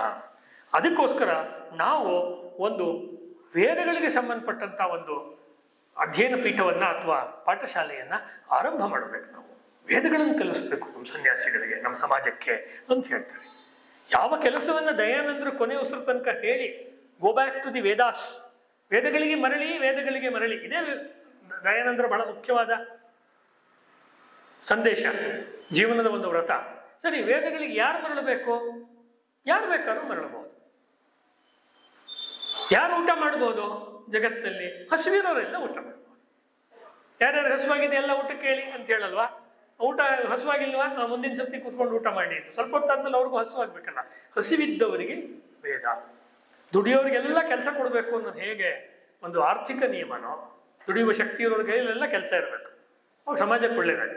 ಹಂಗೆ ಜ್ಞಾನವನ್ನು ಯಾರು ಬಯಸ್ತಾರೋ, ಹೆಂಗಸರಾಗ್ಲಿ ಗಂಡಸರಾಗ್ಲಿ, ಬ್ರಾಹ್ಮಣ ಕ್ಷತ್ರಿಯ ವೈಶ್ಯ ಶೂದ್ರ, ಇವತ್ತಿನ ಭಾಷೆಯಲ್ಲಿ SC ST, ಕಾಡಿನಲ್ಲಿರೋರು, ಮೇಡಲ್ಲಿರೋರು, ಸಮುದ್ರದಲ್ಲಿರೋರು, ಮೀನು ಹಿಡಿಯೋರು, ಎಲ್ಲ ಜಾತಿಯವರು, ವಿದೇಶಿಯರು, ಸ್ವದೇಶಿಯರು, ಚೀನಿಯರು, ಮಂಗೋಲಿಯರಿಂದ ಹಿಡಿದು ಅಮೆರಿಕನ್ನರು, ಆಫ್ರಿಕನ್ನರು, ಯಾರು ಬೇಕಾದ್ರೂ ವೇದಗಳನ್ನು ಓದ್ಬೋದು. ಮುಸಲ್ಮಾನರು ವೇದಗಳನ್ನು ಓದ್ಬೋದು, ಕ್ರೈಸ್ತರು ಓದ್ಬೋದು. ಆದ್ರೆ ವೇದ ಹೆಂಗಿದೆಯೋ ಹಂಗೆ ಓದ್ಬೇಕಷ್ಟೆ, ಅದು ಇಂಪಾರ್ಟೆಂಟ್. ವೇದಗಳು ಏನ್ ಹೇಳ್ತಿದ್ಯೋ ಆ ರೀತಿ ಓದ್ಬೇಕು. ಯಾಕಂದ್ರೆ ಅವ್ರು ಹೇಳಿರೋ ಮಾತುಗಳಿದ್ರಲ್ಲಿ ಮತ್ತೆ ಬರುತ್ತೆ. ಆರ್ಯ ಸಿದ್ಧಾಂತಗಳ ವೇದೋಕ್ತ ವಿಶ್ಲೇಷಣೆ ಅಂತ ಈ ಪುಸ್ತಕದ ಟೈಟ್ಲು, ಸತ್ಯಾರ್ಥ ಪ್ರಕಾಶದ್ದು. ಇಡೀ ಜಗತ್ತನ್ನ ಯಾಕೆ ಈಗ ವೇದಮಯ ಮಾಡಬೇಕು ಅಥವಾ ಆರ್ಯಮಯ ಮಾಡಬೇಕು ಅಂದ್ರೆ, ದಯಾನಂದರು ಹೇಳ್ತಾ ಇರೋದು, ಒಂದು ಕಾಲದಲ್ಲಿ ಹಂಗಿತ್ತು ಅಂತ. ಒಂದು ಕಾಲದಲ್ಲಿ ಯಾವುದನ್ನ ನಮ್ಮ ಕಾಲದ ಕಲ್ಪನೆಯಲ್ಲಿ ಸತ್ಯಯುಗ ಅಥವಾ ಕೃತಯುಗ ಅಂತ ಕರಿತೀವಿ, ಇದನ್ನೆಲ್ಲ ಮಾತನಾಡುವಂಥವರೇ ಸಮಾಜದಲ್ಲಿ ಕಡಿಮೆ ಆಗಿದ್ದಾರೆ. ಯಾವುದೋ ಒಂದು ದೇವಸ್ಥಾನಗಳಲ್ಲಿ ಸಂಜೆ 1 ಗಂಟೆ ಒಂದಷ್ಟು ಜನ ಬಂದು ಕೂತ್ಕೊಂಡು ಕೇಳಿಸ್ಕೊಂಡು ಹೋಗುವಾಗ ಮಂಗಳಾರತಿಗೆ ಮುಂಚೆ ಭಾಷಣ ಮಾಡೋದು ಅಂತಾಗಿದೆ. ನಮ್ಮ ಕಾಲದ ಕಲ್ಪನೆ ಶುರುವಾಗಲು ಬೈಬಲ್ ಇಂದ ಅಲ್ಲ, ನಮ್ದು AD ಮತ್ತು BC ಆ ಕಲ್ಪನೆಯ ಇತಿಹಾಸವಲ್ಲ. ನಮ್ದು ಆಫ್ಟರ್ ದಿ ವೇದಾಸ್, ನಮ್ದು AV ಕಲ್ಪನೆ, AV ಕಾಲಗಣನೆ ನಮ್ದು, ಆಫ್ಟರ್ ದಿ ವೇದಾಸ್. ವೇದ ಪೂರ್ವದಲ್ಲಿ ಏನೂ ಇಲ್ಲ ನಮ್ದು. Our culture is AV culture, ಅಂದ್ರೆ ಆಡಿಯೋ ವಿಜುವಲ್ ಅಂತನೂ ಆಗ್ಬಹುದು. AV ಅಂತ ಹೇಳಿದ್ರೆ ಏನು ಅಂದ್ರೆ, ಆರ್ಯ ಪ್ರಣೀತವಾದ, ಅಂದ್ರೆ ಋಷಿಮುನಿಗಳಿಂದ ಪ್ರಣೀತವಾದ, ಭಗವಂತನೇ ಕೊಟ್ಟಿರುವಂತಹ ವೇದಗಳೇನಿದೆ, ವೇದಗಳಲ್ಲಿ ಎಲ್ಲವೂ ಇದೆ. ನಾವು ಮಲಗಿ ರಾತ್ರಿ ಶಾಂತಿ ಮಂತ್ರ ಹೇಳಿ ಮಲಗುವಾಗ ಇವತ್ತು ರಾತ್ರಿ ನಾವೇ ಯೋಚನೆ ಮಾಡೋಣ, ನಮ್ಮಲ್ಲಿ ಮತ್ತು ಇದನ್ನು ನಾಳೆ ರೆಕಾರ್ಡಿಂಗ್ ಆಗಿ ಕೇಳಿಸ್ಕೊಳ್ಳೋರು ಎಷ್ಟು ಜನಗಳಲ್ಲಿ ನಿಜಕ್ಕೂ ಒಳಗಡೆ ಈ ಆತ್ಮವಿಶ್ವಾಸ ಇದೆ? ಎಲ್ಲವೂ ವೇದಗಳಲ್ಲಿ ಇದೆ ಕಣ್ರಿ. ಡಯಾಬಿಟಿಸ್ ಬಗ್ಗೆನೂ ವೇದಗಳಲ್ಲಿದೆ, ಡಯಾಬಿಟಿಸ್ ಔಷಧಿನೂ ವೇದಗಳಲ್ಲಿದೆ ಅಂತ ಹೇಳೋ ಕಾಲ ಬರ್ಲಿ ಅನ್ನೋದು ದಯಾನಂದರ ಆಶಯ. ಅದೇನೋ ಹಾಗೆ ಪೂರ್ತಿ ಆಗಿಲ್ಲ, ಆಗತ್ತೆ ಅನೇಕರಿಂದ ಪ್ರಯತ್ನಗಳು ಸೈಲೆಂಟ್ ಆಗಿ ನಡೀತಾ ಇರುತ್ತೆ. ಅಂದ್ರೆ don't take the Vedas lightly. ವೇದಗಳಲ್ಲಿ ಲೈಟ್ ಇದೆ ಅನ್ನೋದು ಬೇರೆ, ವೇದಗಳಲ್ಲಿ ಲೈಟ್ ಬೆಳಕಿದೆ ಅನ್ನೋದು ಬೇರೆ. ವೇದಗಳಲ್ಲಿ ಲೈಟ್ ಆಗಿ ತಗೋಬೇಡಿ ಅಂತ ಹೇಳ್ತಿರೋದು. ಎಲ್ಲ ವೇದಗಳಲ್ಲಿದೆ. ಆಮೇಲೆ ವೇದಗಳಿಗಿಂತ ತುಂಬಾ ಚೆನ್ನಾಗಿ ಉಪನಿಷತ್ತುಗಳಲ್ಲಿದೆ. ವೇದಗಳ ಸಾರ ಹೆಂಗ್ ಹೇಳೋದು ಅಂತ ಹೇಳಿದ್ರೆ, ಸೊಸೆ ಬಂದು ಅತ್ತೆಯನ್ನು ಹಿಂದಕ್ಕೆ ಹಾಕಿದಂಗೆ ಅಥವಾ ಅಮ್ಮನ ಹಿಂದಕ್ಕೆ ಹಾಕಿದಂಗೆ, ಅಥವಾ ಹೊಸ ಪೀಳಿಗೆ ಹಳೆ ಪೀಳಿಗೆಯನ್ನು ಹಿಂದಕ್ಕೆ ಹಾಕಿದ ಶೈಲಿಯಲ್ಲಿ ವೇದಾಂತವನ್ನು ಮಂಡಿಸುವುದು ವೈದಿಕ ಕ್ರಮ ಅಲ್ಲ. ವೇದಕ್ಕೂ ಉಪನಿಷತ್ತಿಗೂ ವಿರೋಧವಿಲ್ಲ. ಅವೆರಡನ್ನೂ ಏಕಗ್ರಾಹಿಯಾಗಿ ಒಂದೇ ರೀತಿನಲ್ಲಿ ನಾವು ಏಕಮುಖವಾಗಿ ಅದನ್ನು ಅನುಸಂಧಾನ ಮಾಡಬೇಕು, ಒಟ್ಟಿಗೆ ಅದನ್ನು ತಗೋಬೇಕು. ಅಂದ್ರೆ ವೇದಕ್ಕೆ ವಿರುದ್ಧವಾಗಿರೋ ಮಾತುಗಳನ್ನ ಉಪನಿಷತ್ತಿಗೆ ವಿರುದ್ಧವಾದ ಮಾತುಗಳನ್ನ ವೇದಗಳಲ್ಲಿ, ಆಮೇಲೆ ವೇದಗಳು ಅಂದ್ರೆ ಕೇವಲ ಕರ್ಮಕಾಂಡ, ಆಮೇಲೆ ಕರ್ಮಕಾಂಡ ಅಂದ್ರೆ ಇವ್ರು ಹೇಳ್ತಿರೋದು ಹೇಗಿದೆ ಅಂದ್ರೆ ಇವರೆಲ್ಲ ಜ್ಞಾನಕಾಂಡ ಮಾಡ್ತಿದ್ದಾರೆ ಅಂತ ಬೆಳಗ್ಗೆ ಸಂಜೆ ತನಕ ಹಂಗೆ ಹೇಳೋರು. ಅವ್ರು ಮಾಡ್ತಿರೋದು ಅದೇ, ಯಾರೋ ಆಫೀಸ್ನಲ್ಲಿ ಸಾಫ್ಟ್ವೇರ್ ಕೆಲಸ ಮಾಡ್ತಿದ್ದಾರೆ, ಯಾರೋ ಅಕೌಂಟ್ಸ್ ಅಲ್ಲಿ ಇದ್ದಾರೆ, ಯಾರೋ ಬಾಹ್ಯಾಕಾಶ ಇಲಾಖೆನಲ್ಲಿದ್ದಾರೆ, ಯಾರೋ ಒಂದು ದಿನಸಿ ಅಂಗಡಿ ನಡೆಸ್ತಿದ್ದಾರೆ, ಯಾರೋ ಮನೇಲಿ ಗೃಹಿಣಿ ಕೆಲಸ ಮಾಡ್ತಿದ್ದಾರೆ, ಯಾರೋ ಕಿಂಡರ್ ಗಾರ್ಡನ್ ನಡೆಸ್ತಿದ್ದಾರೆ. ಇದೆಲ್ಲ ಜ್ಞಾನಕಾಂಡವ? ಯಾರೋ ಕಾಲೇಜಿನಲ್ಲಿ ಯೂನಿವರ್ಸಿಟಿಲಿ ರಿಜಿಸ್ಟರ್ ಆಗಿದ್ದಾರೆ, ಪುಸ್ತಕ ಬೈಂಡ್ ಹಾಕ್ತಾ ಇದ್ದಾರೆ, ಇದೆಲ್ಲ ಏನು ಜ್ಞಾನಕಾಂಡ? ಅದು ಕರ್ಮಕಾಂಡವೇ. ಕೇವಲ ಪುರೋಹಿತರು ಮಾಡುವಂಥದ್ದು, ಉದ್ಧರಣೆ ಪಾಣಿಪಾತ್ರೆ ಇಟ್ಕೊಂಡು ಮಾಡುವಂಥದ್ದು ಮಾತ್ರ ಕರ್ಮಕಾಂಡವಲ್ಲ. ನಾವು ಭಗವಂತನಿಗೆ ಅರ್ಪಣೆ ಮಾಡಿ ಮಾಡುವ ಎಲ್ಲ ಕೆಲಸಗಳು ಕರ್ಮವೇ. ಆ ಕರ್ಮಗಳನ್ನು ನಡೆಸೋನವನೇ, ಆ ಕರ್ಮಗಳನ್ನು ಅವನಿಗೆ ಅರ್ಪಣೆ ಮಾಡ್ತಾ ಇದ್ದೀವಿ. ಇದು ನಮ್ಮ ದೃಷ್ಟಿ, ವೈದಿಕ ದೃಷ್ಟಿ. ಹೀಗಾಗಿ ಇದರಲ್ಲಿ ಇಲ್ಲ ಸಲ್ಲದ ವಿಚಾರಗಳನ್ನು ತಂದು ಇದನ್ನು ಅವ್ರು ಮಾಡಬಾರ್ದು, ಇವ್ರು ಮಾಡಬಾರ್ದು. ಈಗಲೂ ಬಹಳ ಜನ ಹೇಳುವಂಥದ್ದು ಏನು ಅಂತ ಹೇಳಿದ್ರೆ, ಸಂಸ್ಕೃತವನ್ನು ಎಲ್ಲರೂ ಕಲಿಬಾರ್ದು, ವೇದಗಳನ್ನಂತೂ ಎಲ್ಲರೂ ಕಲೀಲೇಬಾರ್ದು. ಯಾವುದೋ ಕಾಲದಲ್ಲಿ ಮಧ್ಯ ಕಾಲದಲ್ಲಿ ಆಗಿರ್ಬೋದು ಆ ರೀತಿಯ ದೋಷಗಳು ಸಮಾಜದಲ್ಲಿ. ಆದರೆ ಈಗ ಆರ್ಯ ಸಮಾಜದವರು ದೇಶದಾದ್ಯಂತ, ಪ್ರಪಂಚದಾದ್ಯಂತ, ವಿಶೇಷವಾಗಿ ಆಫ್ರಿಕಾ ಇತ್ಯಾದಿ ಭಾಗಗಳಲ್ಲಿ ಬೇಕಾದಷ್ಟು ಸಂಘ ಸಂಸ್ಥೆಗಳು ನಡೆಸ್ಕೊಂಡು ಯಾರಿಗೆ ಬೇಕಾದ್ರೆ ಹೇಳ್ಕೊಡ್ತಾರೆ. ಮನೆ ಮನೆಗೆ ಅಗ್ನಿಹೋತ್ರ ಹೇಳ್ಕೊಡ್ತಾರೆ, ಮನೆ ಮನೆಗೆ ವೇದಗಳ ಪ್ರಕಾರ ಪೂಜೆ ಹೇಳ್ಕೊಡ್ತಾರೆ. ಎಲ್ಲವನ್ನು ಹೇಳುವಾಗ ಕೂಡ ವೇದಗಳನ್ನೇ ಯಾರು ಸಮರ್ಥನೆ ಮಾಡ್ತಾರೆ ಅಂಥವರು ಕೂಡ ವೇದಗಳನ್ನ ನಾವು ಎಲ್ಲರಿಗೂ ಹೇಳಬಾರ್ದು. ದಯಾನಂದರು ಯಾವ ಸಿಂಹ ಪ್ರಶ್ನೆ ಅಂತ ಕರೀತಾರೆ ಅದಕ್ಕೆ, ಲಯನ್ ಕ್ವಶ್ಚನ್, ಸಿಂಹ ಪ್ರಶ್ನೆಯನ್ನು ಎತ್ತಿದ್ರು. ವೇದಗಳಲ್ಲಿ ಏನಿದೆ? ವೇದಗಳಲ್ಲಿ ಜ್ಞಾನವಿದೆ. ಯಾವ ಜ್ಞಾನವಿದೆ? ಶಾಶ್ವತವಾದ ಜ್ಞಾನವಿದೆ. ಯಾರನ್ನು ಕುರಿತು? ಪರಮಾತ್ಮನನ್ನು ಕುರಿತು ಮತ್ತು ಅವನ ಸೃಷ್ಟಿಯನ್ನು ಕುರಿತು. ಅಂದಮೇಲೆ ಪರಮಾತ್ಮನ ಸೃಷ್ಟಿಯಲ್ಲಿ ಎಲ್ಲರೂ ಇದ್ದಾರೋ ಇಲ್ಲವೋ? ಎಲ್ಲರೂ ಇದ್ದಾರೆ. ಅಂದಮೇಲೆ ವೇದಗಳು ಕೆಲವರಿಗೆ ಮಾತ್ರ ಹೇಗಾಗತ್ತೆ? ನಾವು ವೇದಗಳಿಗೆ ಕೊಡುವಂತ ಉದಾರವಾದ ವ್ಯಾಖ್ಯಾನವೇ ವೇದಗಳು ಎಲ್ಲರಿಗೂ ಬೇಕು ಅನ್ನೋದನ್ನು ಹೇಳ್ತಾ ಇದೆ ಅಂತ ದಯಾನಂದ ಪ್ರತಿಪಾದನೆ. ಅದು ಕಾಶಿಯಲ್ಲಿ ಮಾಡಿರೋ ಪ್ರತಿಪಾದನೆ ಇರ್ಬೋದು, ಬೇರೆ ಬೇರೆ ಪಂಡಿತ ಪರಂಪರೆಗಳ ಮುಂದೆ ಮಾಡಿರೋ ಪ್ರತಿಪಾದನೆ ಇರ್ಬೋದು, ಅವರ ಭಾಷ್ಯ ಗ್ರಂಥಗಳಲ್ಲಿ ಬರೆದಿರುವ ಮಾತುಗಳಿರ್ಬೋದು, ಎಲ್ಲವೂ ಅದನ್ನೇ ಹೇಳ್ತಾ ಇರೋದು. ಅಂದ್ರೆ ನೀವು ಶುರು ಮಾಡಬೇಕಾದ್ರೆ ಯಾವುದೋ ಒಂದು ರಾಮಾಯಣ ಮಹಾಭಾರತಗಳಿಂದಲೋ ಪುರಾಣದಿಂದಲೋ ಉಪನಿಷತ್ತಿಂದಲೋ ಶುರು ಮಾಡಬಹುದು. ಯಾರು ಶುರು ಮಾಡಬಾರ್ದು ಅಂತ ಹೇಳ್ತಿಲ್ಲ. They may be the baby steps. ಅರವಿಂದ್ರು ಇದನ್ನು ಬರೀತಾರೆ, ಬೇಬಿ ಸ್ಟೆಪ್ಸ್ ಅಂತ ಬರೀತಾರೆ. ಪುಟ್ಟ ಪುಟ್ಟ ಪುಟ್ಟ ಮೆಟ್ಟಿಲುಗಳನ್ನು ಹತ್ಕೊಂಡು ಮಗು ಹಂತವನ್ನ ದಾಟ್ಕೊಂಡು, ಮೈಲ್ ಸ್ಟೋನ್ಸ್ ಅಂತ ಹೇಳ್ತಾರೆ ಡಾಕ್ಟರ್ ಅದಕ್ಕೆ, ಅದನ್ನು ದಾಟ್ಕೊಂಡು ಅದು ತನ್ನ ಕಾಲ ಮೇಲೆ ತಾನು ನಿಂತ್ಕೊಳ್ಳೋ ಕೆಲಸ ಮಾಡುತ್ತೆ. ತಾನೇ ಸ್ನಾನ ಮಾಡೋದು ಕಲಿಯುತ್ತೆ, ಬಟ್ಟೆ ಹಾಕೊಳ್ಳೋದು ಕಲಿಯುತ್ತೆ. ಅದು ಸ್ವತಂತ್ರವಾಗ್ತಾ ಹೋಗುತ್ತೆ. ಹೀಗೆ ಇವೆಲ್ಲವನ್ನೂ ನಾವು, ಉಳಿದ ಸಾಹಿತ್ಯವನ್ನೆಲ್ಲ ನಾವು ಬೆಳೆಸ್ಕೊಂಡು ಮುಂದಕ್ಕೆ ನಾವು ಹೋದಾಗ ನಾವು ವೇದಗಳ ಕಡೆಗೆ ಹೋಗ್ಬೇಕು. ಇಲ್ಲ ಇದು ಬೇಡವೇ ಬೇಡ, ಇದೆಲ್ಲವೂ ಕೊನೆಗೆ ಅಲ್ಲಿಗೆ ಕರ್ಕೊಂಡು ಹೋಗುತ್ತಲ್ವಾ. ಈಗ ಊರೊಳಗಡೆಯಿಂದ ನೀವು ಗಾಡಿ ಓಡಿಸ್ಕೊಂಡು ಹೋಗು, ಪಕ್ಕದೂರ್ಗೆ ಹೋಗ್ಬೋದು. ಇಲ್ಲ ಅಲ್ಲೊಂದು ಹೈವೇ ಬೈಪಾಸ್ ಇದೆ, ಸೀದಾ ನೈಸ್ ರೋಡ್ ತರ ಇದೆ, ಸೀದಾ ಅಲ್ಲಿಂದ ಹೋಗ್ಬಿಟ್ರೆ ಅಲ್ಲಿ ಬೇಗ ಹೋಗಿ ಸೇರ್ಕೊಂತೀರ ಊರ್ಗ ಜಾಗಕ್ಕೆ.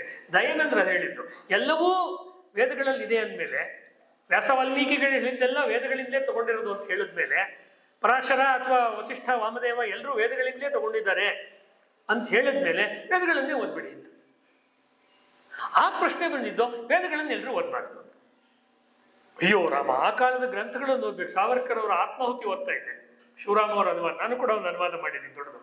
ಅದ್ರಲ್ಲಿ ಹೇಳ್ತಾರೆ, ಸಾವರ್ಕರ್ ಚಿಕ್ಕ ಹುಡುಗ ಇದ್ದಾಗ ಅವ್ರ ಮನೇಲಿ ಯಾವುದೋ ಅರಣ್ಯಕ ಗ್ರಂಥ ಓದ್ತಿರ್ತಾರೆ. ವೇದಗಳ ಒಂದು ಭಾಗ ಅರಣ್ಯಕ, ಯಾವುದೋ ಒಂದು ಅರಣ್ಯಕ, ಬೃಹದಾರಣ್ಯಕನ ಅಥವಾ ಇನ್ನೊಂದು ಯಾವುದೋ ಒಂದು ಅರಣ್ಯಕ ಗ್ರಂಥ. ಅದನ್ನು ಓದುವಾಗ ಅವ್ರು ದೊಡ್ಡವ್ರು ಬೈತಾರೆ ಮನೇಲಿ ಬಂದು, ಮನೇಲಿ ಅರಣ್ಯಕಗಳನ್ನು ಓದಬಾರ್ದು. ಯಾಕೆ? ಅದ್ರಲ್ಲಿ ಅರಣ್ಯ ಅಂತ ಪದ ಇದೆ.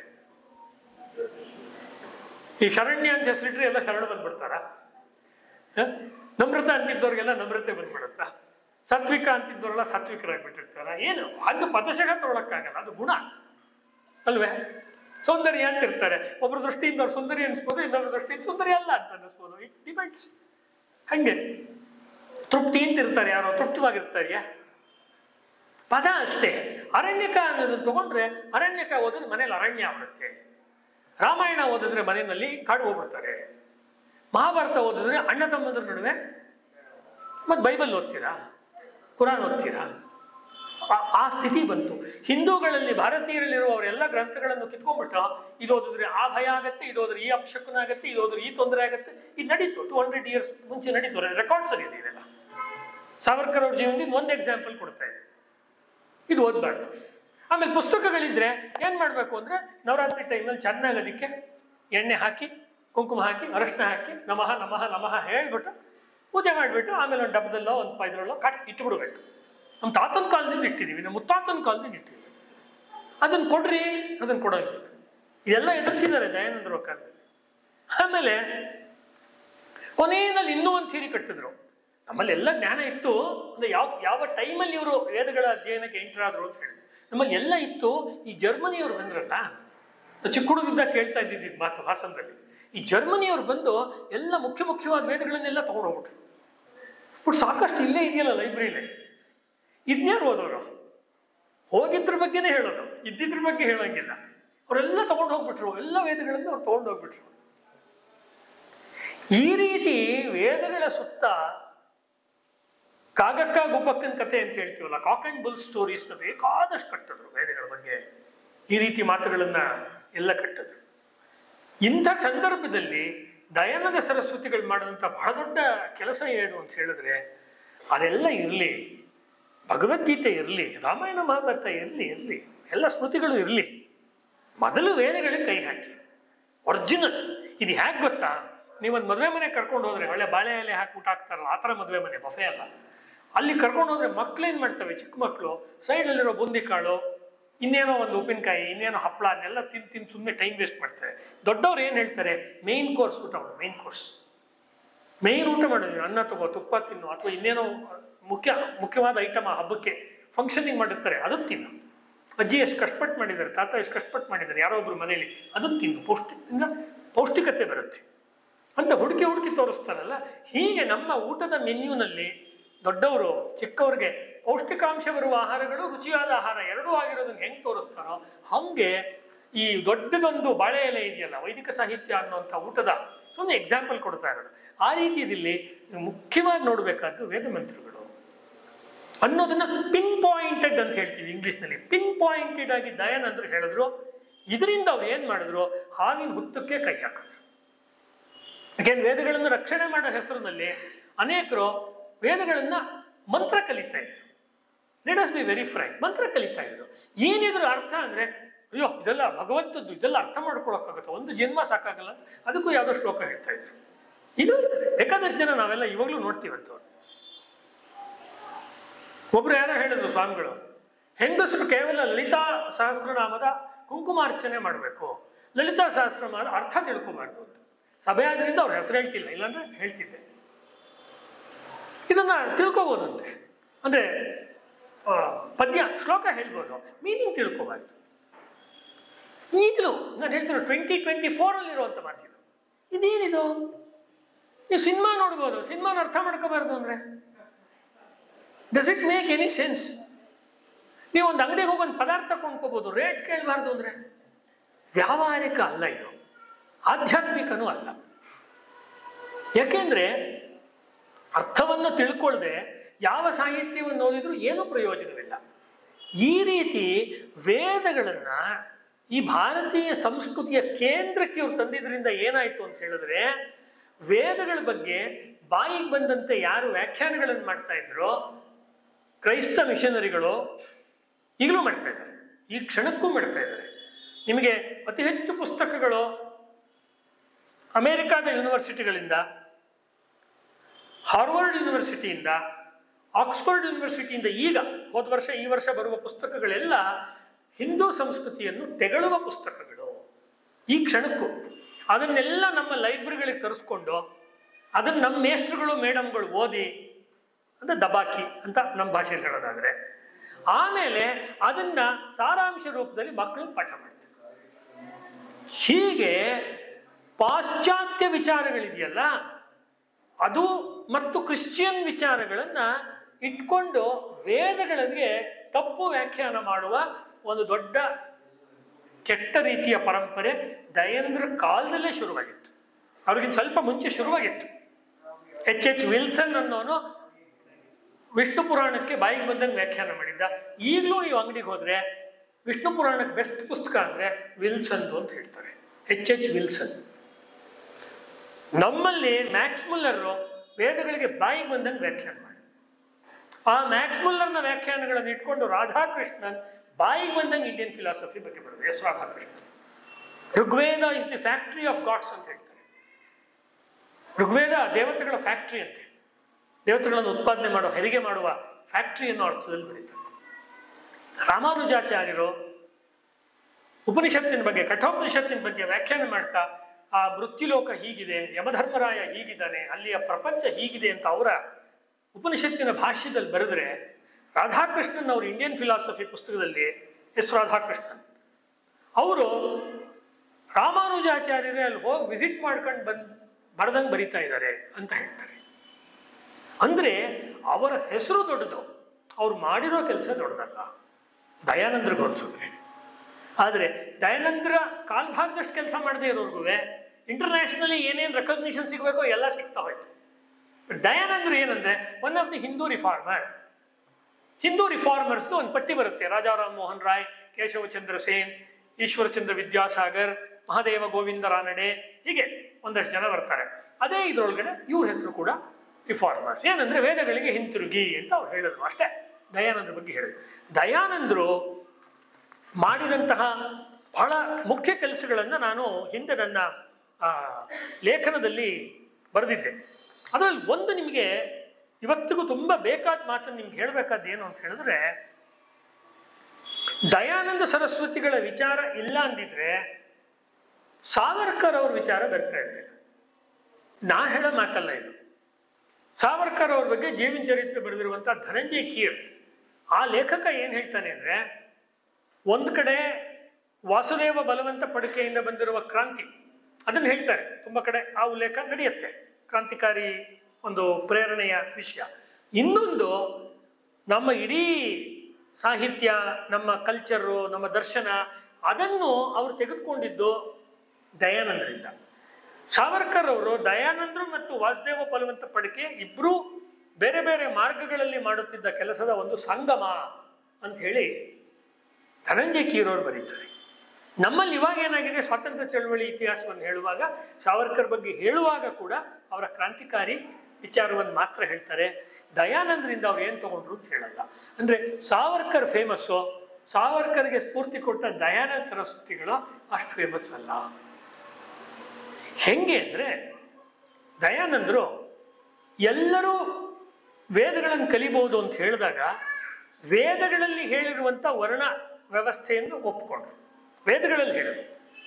ಅದಾದ್ಮೇಲೆ ಬಂದಿರೋ ಜಾತಿಗಳಿದಾವಲ್ಲ, ಜಾತಿಗಳು, ನಮ್ಗೊಂದು ಜಾತಿ, ನಿಮ್ಗೊಂದು ಜಾತಿ, ಉಪಜಾತಿ, ಉಪಜಾತಿಯೊಳಗೊಂದು ಉಪಜಾತಿ, ಒಳಪಂಗಡ, ಇದೆಲ್ಲ ಒಂದು ನಾನ್ ಸೆನ್ಸ್. ಇದರಲ್ಲಿ ಏನೂ ಅರ್ಥವಿಲ್ಲ. ವೇದಗಳನ್ನು ಫಾಲೋ ಮಾಡೋರೆಲ್ಲ ಒಂದು ದೊಡ್ಡ ವಿಶಾಲ ಸಮುದಾಯ ಅನ್ನೋದನ್ನ ಅವ್ರು ಹೇಳಿದ್ರು.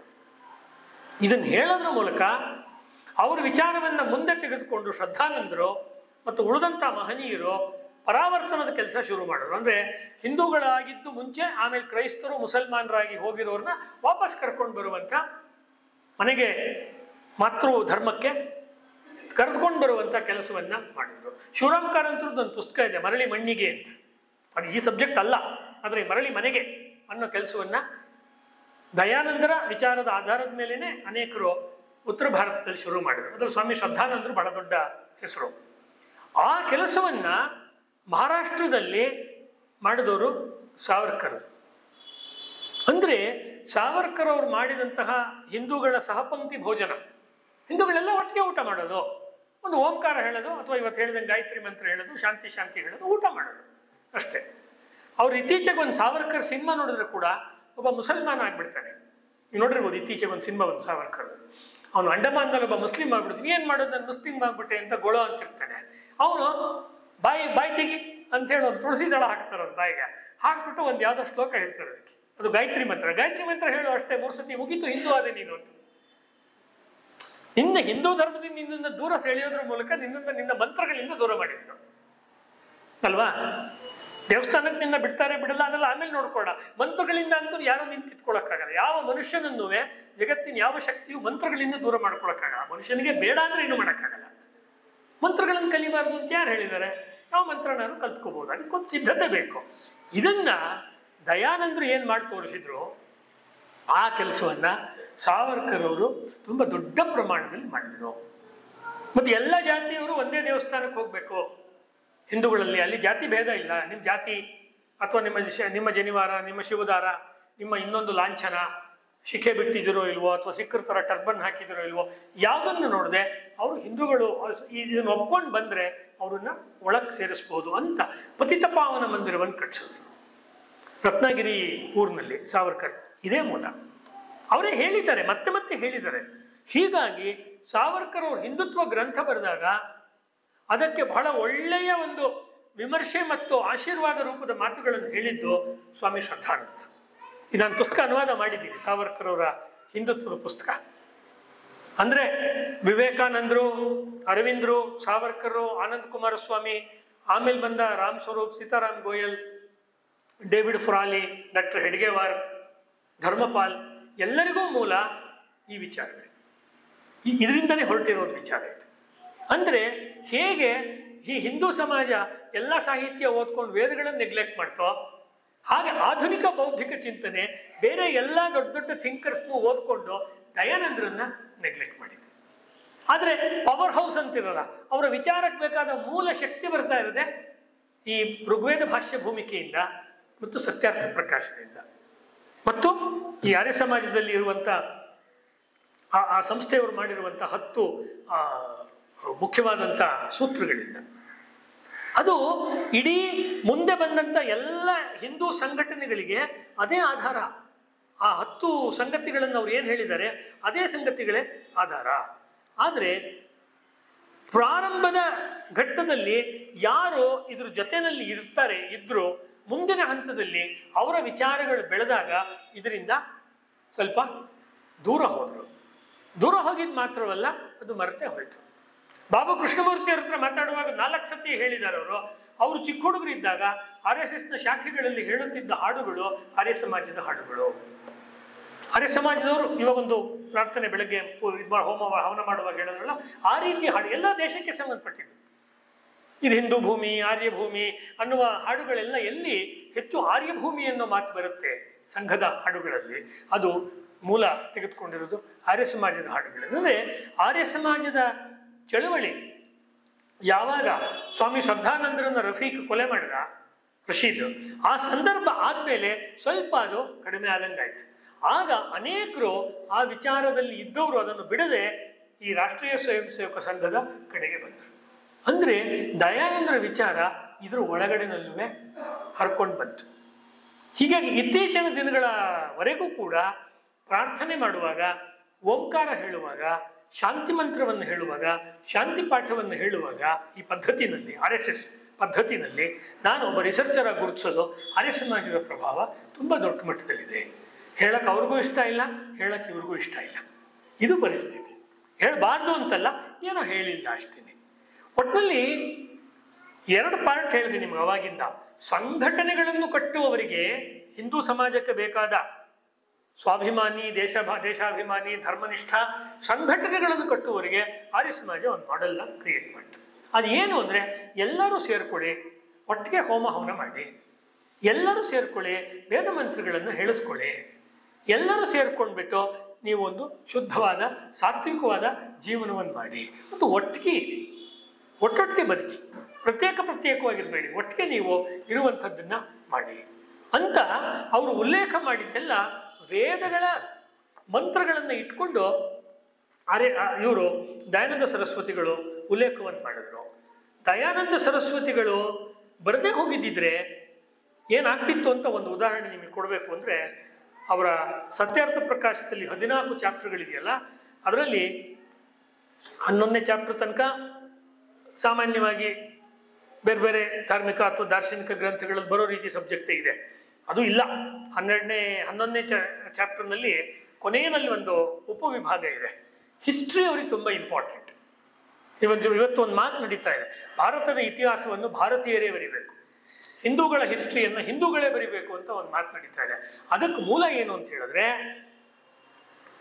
ಈ ರೀತಿ ಚಿಂತನೆ ಮಾಡಿ ಇವರು ಮತ್ತು ಇವರ ಮುಂದಿನ ಫಾಲೋವರ್ಸ್ ಮಾಡಿರೋ ಚಿಂತನೆ ಏನು ಅಂದ್ರೆ, ಭರತಖಂಡ, ಭರತ ಭೂಮಿ ಏನಿದೆ, ಆರ್ಯ ಭೂಮಿ ಏನಿದೆ, ಇದರ ರಾಜರ, ರಾಣಿಯರ, ಋಷಿಗಳ ಚರಿತ್ರೆ ಇದೆಯಲ್ಲ, ಇದೇ ಭಾರತದ ಚರಿತ್ರೆ. ಇಲ್ಲಿಯ ಸಾಧಕರು, ಸಾಧುಗಳು, ವಿಜ್ಞಾನಿಗಳು, ಕವಿಗಳಿದಾರಲ್ಲ, ಇವರ ಸಾಧನೆಯ ಚರಿತ್ರೆನೇ ಭಾರತದ ಚರಿತ್ರೆ. ಅದನ್ನ ದಯಾನಂದರು ಆರ್ಯ ರಾಜ ವಂಶಾವಳಿ ಅಂತ ಒಂದು ಚಾಪ್ಟರ್ ಇದೆ.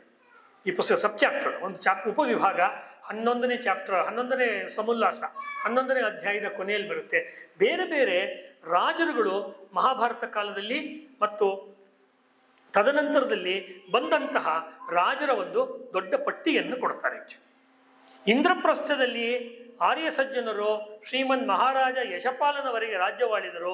ಅವರಲ್ಲಿ ಶ್ರೀಮನ್ ಮಹಾರಾಜ ಯುಧಿಷ್ಠಿರನಿಂದ ಆರಂಭಿಸಿ ಮಹಾರಾಜ ಯಶಪಾಲನ ವಂಶ ಎಂದರೆ ಪೀಳಿಗೆಗಳು ಸುಮಾರು 124 ರಾಜರುಗಳು 4757 ವರ್ಷ 9 ಮಾಸ 14 ದಿವಸಗಳಷ್ಟು ಕಾಲ ಶಾಸನ ಮಾಡಿದ್ದಾರೆ.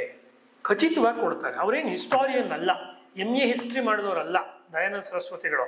ಆದರೆ ಪ್ರಾಚೀನ ಗ್ರಂಥಗಳನ್ನು ಓದಿದ್ರಿಂದ ಈ ರೀತಿ ಕೊಟ್ಬಿಟ್ಟು ಯಾರ್ಯಾರು ಎಷ್ಟೆಷ್ಟು ವರ್ಷ, ಎಷ್ಟು ತಿಂಗಳು, ಎಷ್ಟು ದಿವಸ ರಾಜ್ಯ ಆಳಿದ್ರು ಅಂತ ಉದ್ದಕ್ಕೆ ಪಟ್ಟಿ ಕೊಡ್ತಾರೆ.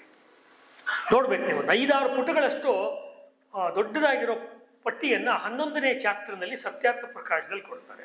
ಪಾಶ್ಚಾತ್ಯರ ಗ್ರಂಥಗಳು, ನಮ್ಮ NCERT ಸ್ಕೂಲ್ ಪುಸ್ತಕ ಓದೋದು ಇವಾಗಲೂ ಏನು ಹೇಳ್ತಾರೆ ಅಂದರೆ, ಭಾರತೀಯರಿಗೆ ಇತಿಹಾಸ ಪ್ರಜ್ಞೆ ಇರಲಿಲ್ಲ, ಭಾರತೀಯರದು ಓರಲ್ ಹಿಸ್ಟ್ರಿ, ಮೌಖಿಕ ಇತಿಹಾಸ, ವೇದಗಳು ಬಾಯಿಂದ ಬಾಯಿಗೆ ಹೇಳ್ಕೊಡ್ತಾ ಇದ್ರು.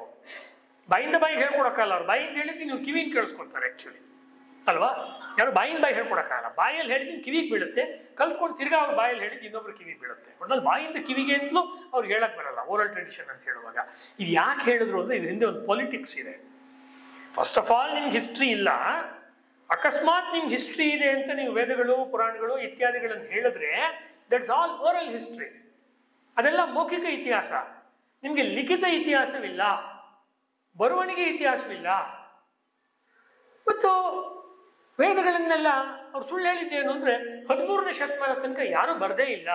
ವಿಜಯನಗರ ಸಾಮ್ರಾಜ್ಯ ಬರೋ ತನಕ ವೇದಗಳನ್ನು ದಾಖಲೆನೇ ಮಾಡಿಲ್ಲ. ಹಾಗೆಯೇ ಅದು ಗುರು ಪರಂಪರೆ ಮೂಲಕವೇ ಬಂದ್ಬಿಡ್ತು. ಅಷ್ಟೂ ಶಾಖೆಗಳು, 4 ವೇದದ 106 ಶಾಖೆಗಳು ಅದೇ ರೀತಿಯಲ್ಲೇ ಉಳ್ಕೊಂಡು ಬಂತು ಅಂತ ಹೇಳುವಾಗ ಇಲ್ಲಿರೋ ಜನಗಳಿಗೂ ಒಂಥರ ಸಂತೋಷ ಆಯ್ತು. ನಮ್ಮ ಮೆಮೊರಿ ಪವರ್ ಎಷ್ಟು ಚೆನ್ನಾಗಿದೆ ಅಲ್ಲ, ಆ ಒಂದು 10,000 ವರ್ಷದಿಂದ ಹಂಗೆ ನೆನ್ಪಿಟ್ಕೊಂಡು ಬಂದಿದ್ದೀವಿ ಅಂತ. ಹಾಗಾದ್ರೆ ಕಿಲಪಾಠಗಳು ಯಾಕೆ ಬಂತು? ವೇದಗಳಲ್ಲಿ ಕಿಲಸೂಕ್ತಿಗಳು ಎಲ್ಲಿವೆ? ಎಷ್ಟೋ ಅಥರ್ವ ವೇದಕ್ಕೆ ಸಂಬಂಧಪಟ್ಟಂತ ಬೇರೆ ಬೇರೆ ಶಾಖೆಗಳೆಲ್ಲ ನಷ್ಟವಾಗಿವೆಯಲ್ಲ, ಯಾಕೆ ಇವಾಗ? ಈ ಪ್ರಶ್ನೆಗೆ ಯಾರು ಉತ್ತರ ಕೊಡ್ತಾರೆ? ಏನು ಮಾಡೋಕ್ಕಾಗಲ್ಲ, ಅದೆಲ್ಲ ಕಾಲದ ಮಹಿಮೆ, ಏನು ಮಾಡೋಕ್ಕಾಗಲ್ಲ. ಇಲ್ಲ, ಅದನ್ನು ಮಾಡುತ್ತಿದ್ದವರು ಅನಾರ್ಯರಾಗಿದ್ದಾರೆ, ಆರ್ಯ ಸಂಸ್ಕೃತಿಯನ್ನು ಬಿಟ್ಟಿದ್ದಾರೆ, ಮ್ಲೇಚ್ಛರಾಗಿದ್ದಾರೆ. ಅವರು ದೇಶ ವಿದೇಶಗಳಿಗೆ ಹೋದ್ರು, ಸಂಸ್ಕೃತಿಯನ್ನು ಮರೆತರು, ಅಥವಾ ಇಲ್ಲೇ ಇದ್ರು ಅದನ್ನು ಕಲ್ತ್ಕೊಳ್ಳೋದು, ಹೇಳ್ಕೊಳ್ಳೋದು ಬಿಟ್ಟೋಯ್ತು. ಅವ್ರ ಫ್ಯಾಮಿಲಿಗಳಲ್ಲಿ ಅಷ್ಟಷ್ಟು ವಂಶಗಳು ಹೊಟ್ಟೋದ್ವು. ಇದನ್ನ ದಯಾನಂದರು ಹೇಳುವುದ್ರ ಮೂಲಕ ಏನ್ ಹೇಳ್ತಿದ್ದಾರೆ ಅಂದ್ರೆ, ಆ ವೇದಗಳ ಕಾಲದಿಂದ ರಾಮಾಯಣ ತನಕ, ರಾಮಾಯಣದಿಂದ ಮಹಾಭಾರತ ತನಕ, ಮಹಾಭಾರತದಿಂದ ಪೃಥ್ವಿರಾಜ ಚೌಹಾಣನ್ ತನಕ ಒಂದು ಕಂಟಿನ್ಯೂಸ್ ಆಗಿರುವಂತ ಇತಿಹಾಸ ಇದೆ ಭಾರತೀಯರಿಗೆ. ವೇದಗಳಿಂದ ರಾಮಾಯಣ ತನಕ, ರಾಮಾಯಣದಿಂದ ಮಹಾಭಾರತ ತನಕ, ಮಹಾಭಾರತದಿಂದ ಆ ಪೃಥ್ವಿರಾಜ ಚೌಹಾಣ್ 10ನೇ ಶತಮಾನ ದೆಹಲಿಯನ್ನು ಆಳಿದ ಹಿಂದೂ ರಾಜ, ಅಲ್ಲಿ ತನಕ ಇವರಿಗೆ ಒಂದು ಟ್ರೆಡಿಷನ್ ಇದೆ, ಇತಿಹಾಸದ ಪರಂಪರೆ ಇದೆ ಅನ್ನೋದನ್ನು ಅವ್ರು ಹೇಳಿದ್ರಿಂದ ಉತ್ತರ ಭಾರತದಲ್ಲಿ ಅಕ್ಷರಶಃ 106 ಜನ ದಯಾನಂದರನ್ನು ಅನುಸರಿಸುವ ಸಂಸ್ಕೃತ ಮತ್ತು ಹಿಂದಿ ಭಾಷೆಯಲ್ಲಿ ಇತಿಹಾಸವನ್ನು ಬರೆಯುವ ವಿದ್ವಾಂಸರು ಹುಟ್ಕೊಂಡ್ರು. ಬಹಳ ದೊಡ್ಡ ಕೊಡುಗೆ. His contribution to writing Indian history is very great. South ಅಲ್ಲಿ ಗೊತ್ತಿಲ್ಲ, ಉಡುಪಿ ಹತ್ರ ಎಲ್ಲೋ ಒಂದು ಜಾಗದಲ್ಲಿ ಕೆಲಸ ಮಾಡ್ತಾರೆ, ಆರ್ಯ ಸಮಾಜದಲ್ಲಿ ಮಾಡ್ತಾರೆ, ಈ ತರ ಒಂದು 2-3 ಕಡೆಗಳಲ್ಲಿ ಬಿಟ್ರೆ ಉತ್ತರ ಭಾರತದಲ್ಲಿ ಅದರ ಪ್ರಭಾವ ಆಯಿತು. ಉತ್ತರ ಭಾರತದಲ್ಲಿ ಪ್ರಭಾವ ಆಯಿತು, ಉತ್ತರ ಕರ್ನಾಟಕದಲ್ಲೂ ಪ್ರಭಾವ ಆಯಿತು, ಗುಜರಾತು ಮಹಾರಾಷ್ಟ್ರದಲ್ಲಿ ಪ್ರಭಾವ ಆಯಿತು. ಯಾಕೆಂದ್ರೆ ಅವ್ರು ಹುಟ್ಟಿದ್ದೇ ಗುಜರಾತಲ್ಲಿ. ಭೈರಪ್ಪನವರು, SL ಭೈರಪ್ಪನವರು, ಸ್ವಲ್ಪ ಮುಂದಕ್ಕೆ ಬರ್ತೀನಿ, ತಮ್ಮ ವಿದ್ಯಾಭ್ಯಾಸವನ್ನು ಮೈಸೂರಲ್ಲಿ ಮುಗಿಸಿ ಉದ್ಯೋಗ ನಿಮಿತ್ತ ಅವರು ಗುಜರಾತ್ನಿಗೆ ಹೋಗಿ ಆನಂದದಲ್ಲಿ ಅವರು ಸೆಟ್ಲ್ ಆದಾಗ ಯೂನಿವರ್ಸಿಟಿನಲ್ಲಿ ಅವರಿಗೆ ಬೇರೆ ಬೇರೆ ಮೂಲಗಳಿಂದ ಮತ್ತು ಮೈಸೂರಿನಲ್ಲಿದ್ದಾಗ ಕೂಡ ಆರ್ಯ ಸಮಾಜದ ಪರಿಚಯ ಆಯಿತು. ಆರ್ಯ ಸಮಾಜದ ಪರಿಚಯ ಆಗಿದ್ರಿಂದ ವೇದಗಳೇ ನಮ್ಮ ಮೂಲ ಅನ್ನುವಂಥದ್ದು ಅವರಿಗೆ ತುಂಬ ಚಿಕ್ಕ ವಯಸ್ಸಿನಲ್ಲಿ ಖಚಿತವಾಯಿತು. ಅದನ್ನೇ ಇಟ್ಕೊಂಡು ಅವರು ಸತ್ಯನಾರಾಯಣ ಅನ್ನುವಂಥ ಒಬ್ಬ ಕಾದಂಬರಿಯ ನಾಯಕ ಮತ್ತು ಲಿಲ್ಲಿ ಅನ್ನುವಂಥ ಒಬ್ಬಳು ಕ್ರಿಶ್ಚಿಯನ್ ಹುಡುಗಿ ನಾಯಕಿ, ಅವರನ್ನ ಇಟ್ಕೊಂಡು ಧರ್ಮಶ್ರೀ ಅಂತ ಒಂದು ಕಾದಂಬರಿಯನ್ನು ಬರೆದು, ಅದವರ ಇವಾಗ ಬೇರೆದ್ ಬಂದಿದೆ, ಪ್ರಕಟವಾಗಿದ್ದಂತ ಮೊದಲನೇ ಪುಸ್ತಕ ಅವ್ರದ್ದು ಧರ್ಮಶ್ರೀ. ಅಲ್ಲಿ ಅವನು ಅವಳನ್ನು ಪ್ರೇಮಿಸ್ಬಿಟ್ಟು ಬ್ರಾಹ್ಮಣರ ಮನೆ ಹುಡುಗ ಕ್ರಿಶ್ಚಿಯನ್ರ ಹುಡುಗಿನ ಪ್ರೇಮಿಸಿ ಕೊನೆಗೆ ಅವನು ಎಲ್ಲ ಆಚಾರ ವಿಚಾರಗಳನ್ನು ಬಿಟ್ಟು ದೂರಕ್ಕೆ ಹೋಗಿ ತಿರ್ಗಾ ಅವನು ಹೇಗೆ ಸತ್ಯನಾರಾಯಣ ಹಿಂದೂ ಧರ್ಮಕ್ಕೆ ಸನಾತನ ಧರ್ಮಕ್ಕೆ ವಾಪಸ್ ಬಂದ, ಅವಳನ್ನೂ ಕರ್ಕೊಂಡು ಬಂದ ಅಂದಾಗ ಕ್ರೈಸ್ತಳಾಗಿದ್ದವಳನ್ನ ಹಿಂದೂ ಧರ್ಮಕ್ಕೆ ಯಾರು ಸೇರಿಸ್ಕೊಂತಾರೆ? ನಮ್ಮಲ್ಲಿ ಯಾವಾಗ್ಲೂ ಪ್ರಶ್ನೆ, ನೀವು ಆಂಟಿ ಕನ್ವರ್ಷನ್ ಮಾಡಕ್ ಅಥವಾ ರೀಕನ್ವರ್ಷನ್ ಮಾಡಕ್ ಹೋದಾಗ ವಾಪಸ್ ಕರ್ಕೊಂಬರಕ್ ನೋಡಿದಾಗ ಅವ್ರು ವಾಪಸ್ ಬರೋದಾದ್ರೆ ಎಲ್ಲಿ ಬರ್ತೀರಿ? ನಮ್ಮ ಎಲ್ಲ ಬುದ್ಧಿಜೀವಿಗಳು, ಎಡಪಂಥದ ಬುದ್ಧಿಜೀವಿಗಳು, ದಲಿತ ಅಲ್ಟ್ರಾ ಮಾಡರ್ನ್ ಬುದ್ಧಿಜೀವಿಗಳು ಎಲ್ಲ ಕೇಳೋದು, ಓಕೆ ಅವ್ರನ್ನ ವಾಪಸ್ ಬರ್ತಾರೆ, ಎಲ್ಲಿ ಕರ್ಕೊಂತೀರಾ? ಅವ್ರನ್ನ ಒಕ್ಕಲಿಗರು ಸೇರ್ಸ್ಕೊಂತಾರ, ಶೆಟ್ರು ಸೇರ್ಸ್ಕೊಂತಾರ, ಬ್ರಾಹ್ಮಣರು ನೀವು ಸೇರ್ಸ್ಕೊಂತೀರಾ? ಯಾರು ಸೇರ್ಸ್ಕೊಂತಾರೆ ಅವ್ರು? ಪ್ರಾರಂಭದಲ್ಲಿ ಅದಕ್ಕೆ ಒಂದು ಮಾತು ಹೇಳಿದೆ, ದಯಾನಂದ್ರು ಒಂದು ಸೂಪರ್ ಆಗಿರೋ ಫಾರ್ಮುಲಾ ಕೊಟ್ಟರು. ನಮ್ದು ವೈದಿಕ ವರ್ಣ ವ್ಯವಸ್ಥೆ ಮೇಲೆ ನಿಂತಿರೋ ಸಮಾಜವೇ ಹೊರತು ಜಾತಿ ಮೇಲೆ ನಿಂತಿರೋ ಸಮಾಜ ಅಲ್ಲ. ನೀವು ಮಾತಾಡ್ತಿರೋ ಜಾತಿ ಬಗ್ಗೆ ಪ್ರಶ್ನೆ, ಅವ್ರ ಜಾತಿ ಏನ್ ಬೇಕಾದ್ರೂ ಹಾಕೊಳ್ಳಿ. ಅವ್ರ ಆಸಕ್ತಿ ಏನು? ವಾಪಸ್ ಬರ್ತಾ ಇದಾರಲ್ಲ ವೈದಿಕ ಧರ್ಮಕ್ಕೆ, ಅವ್ರ ಆಸಕ್ತಿ ವ್ಯಾಪಾರ ವಹಿವಾಟು, ಬಿಸ್ನೆಸ್ ಮಾಡಿ ಚೆನ್ನಾಗಿ ಪ್ರಾಫಿಟ್ ಮಾಡೋದು, ಸಮಾಜಕ್ಕೂ ಅದೊಂದು ಸ್ವಲ್ಪ ಕೊಡೋದಿದ್ರೆ ಅವರು ವೈಶ್ಯ ವರ್ಣಕ್ಕೆ ಹೋಗ್ತಾರೆ. ಅವ್ರು ಬೇರೆ ಬೇರೆ ಸರ್ವಿಸ್ ಇಂಡಸ್ಟ್ರಿ, ಸರ್ವಿಸ್ ಅಂಗಡಿ ಇಟ್ಕೊಂತಾರೆ, ಆ ಅಂಗಡಿ ಇಟ್ಕೊಂತಾರೆ, ಬೇರೆ ಬೇರೆ ಮಾಡ್ತಾರೆ, ಎಲೆಕ್ಟ್ರಾನಿಕ್ ಗ್ಯಾಡ್ಜೆಟ್ಸ್ ಮಾಡ್ತಾರೆ, ಇವತ್ತಿನ ಭಾಷೆಯಲ್ಲಿ ಕಂಪ್ಯೂಟರ್ ಮಾಡ್ತಾರೆ, ಬೇರೆ ಬೇರೆ ಕೆಲಸಗಳು ಯಾವ್ಯಾವ್ದು ನಿಮ್ಗೆ ಇಲ್ಲೆಲ್ಲ BVK ಅಯ್ಯಂಗಾರ್ ರೋಡಲ್ಲಿದೆ, ಮತ್ತೆ ಜಯನಗರದಲ್ಲಿದೆ, ಏನೇನು ಕೆಲಸಗಳು BDA ಕಾಂಪ್ಲೆಕ್ಸ್ಗಳಲ್ಲಿ, ಆ ಕೆಲಸ ಎಲ್ಲರೂ ಯಾರ್ಯಾರು ಮಾಡ್ತೀರ ಎಲ್ಲರೂ ಶೂದ್ರರೇ. ಅವನು ಜನವಾರ ಹಾಕೊಂಡಿದ್ರು ಶೂದ್ರನೇ, ಜನವಾರ ಹಾಕೊಂಡಿಲ್ಲ ಅಂದ್ರೂ ಶೂದ್ರನೇ. ವರ್ಣದಿಂದ ಮಾತಾಡ್ತಾ ಇರೋದು. ಇವತ್ತು IT ಇಂಡಸ್ಟ್ರಿಯಲ್ಲಿ ಕೆಲಸ ಮಾಡೋರು ಎಲ್ಲರೂ ಶೂದ್ರರೇ. Bangalore Software has created thousands and thousands of all India Shudras. And they're all residing in Bangalore, VTM layout, JP Nagara, HSR layout alliro ಎಲ್ಲ ಶೂದ್ರ ಮಹಾಶಯರೇ ಭಾರತದ ಎಕಾನಮಿನ ಇವತ್ತು ಬೆಳೆಸ್ತಾ ಇರೋದು. ಯಾಕೆಂದ್ರೆ they are bringing foreign currency. ಬೆಳಗ್ಗೆ ಎದ್ದ ಅವ್ರ ದೇವ್ರಿಗೆ ಒಂದ್ಸತಿ ನಮಸ್ಕಾರ ಮಾಡ್ದ, ಅಥವಾ ಅವ್ಳು ಮಾಡಿದ್ಲು, ಬೈಕ್ ಎತ್ಕೊಂಡ್ರು ಓಡಿದ್ರು, ಅಥವಾ ಕ್ಯಾಬ್ ಎತ್ಕೊಂಡು ಆಫೀಸ್ಗೆ ಹೋದ್ರು. ಮಧ್ಯರಾತ್ರಿ ತನಕ ಆಫೀಸ್ ಕೆಲಸವೇ. ಯಾರಿಗೆ ಮಾಡ್ತಾ ಇದ್ದಾರೆ? ಅದು ಮಾಡ್ತಾ ಇರೋದು ಸೇವಾ ಚಟುವಟಿಕೆ. ಐದರ್ ಪ್ರಾಡಕ್ಟ್ ಕೊಡ್ತಾ ಇದ್ದಾರೆ, ಇಲ್ಲ ಸರ್ವಿಸ್ ಕೊಡ್ತಾ ಇದ್ದಾರೆ. ಪ್ರಾಡಕ್ಟ್ ಕೊಡೋದ್ರಲ್ಲೂ ಸರ್ವಿಸ್ ಭಾಗದಲ್ಲೇ ಸೇರಿಸ್ಬೋದು ನಾವು ನಮ್ಮ ಹಳೆಯ ಲೆಕ್ಕಾಚಾರದಲ್ಲಿ. ಸೊ ಬೆಂಗಳೂರು 21ನೇ ಶತಮಾನದಲ್ಲಿ ದೇಶಭಕ್ತರಾದ ಶೂದ್ರರನ್ನು ನಿರ್ಮಾಣ ಮಾಡಿದೆ ಅಂತ ನಾವು ದಯಾನಂದರ ವಿಚಾರದ ಆಧಾರದ ಮೇಲೆ ಹೇಳಿದ್ರೆ ಅದು ದಯಾನಂದರ ವಿಚಾರದ ಸಮಕಾಲೀನತೆ ಆಗುತ್ತೆ. If you want to question caste, we are with you. If you want to question varnas, let us discuss and come to a conclusion. ಆ ಥರದಿಂದ ತಗೊಳ್ಳೋ ನಿರ್ಧಾರ ಅಲ್ಲ ಇದು.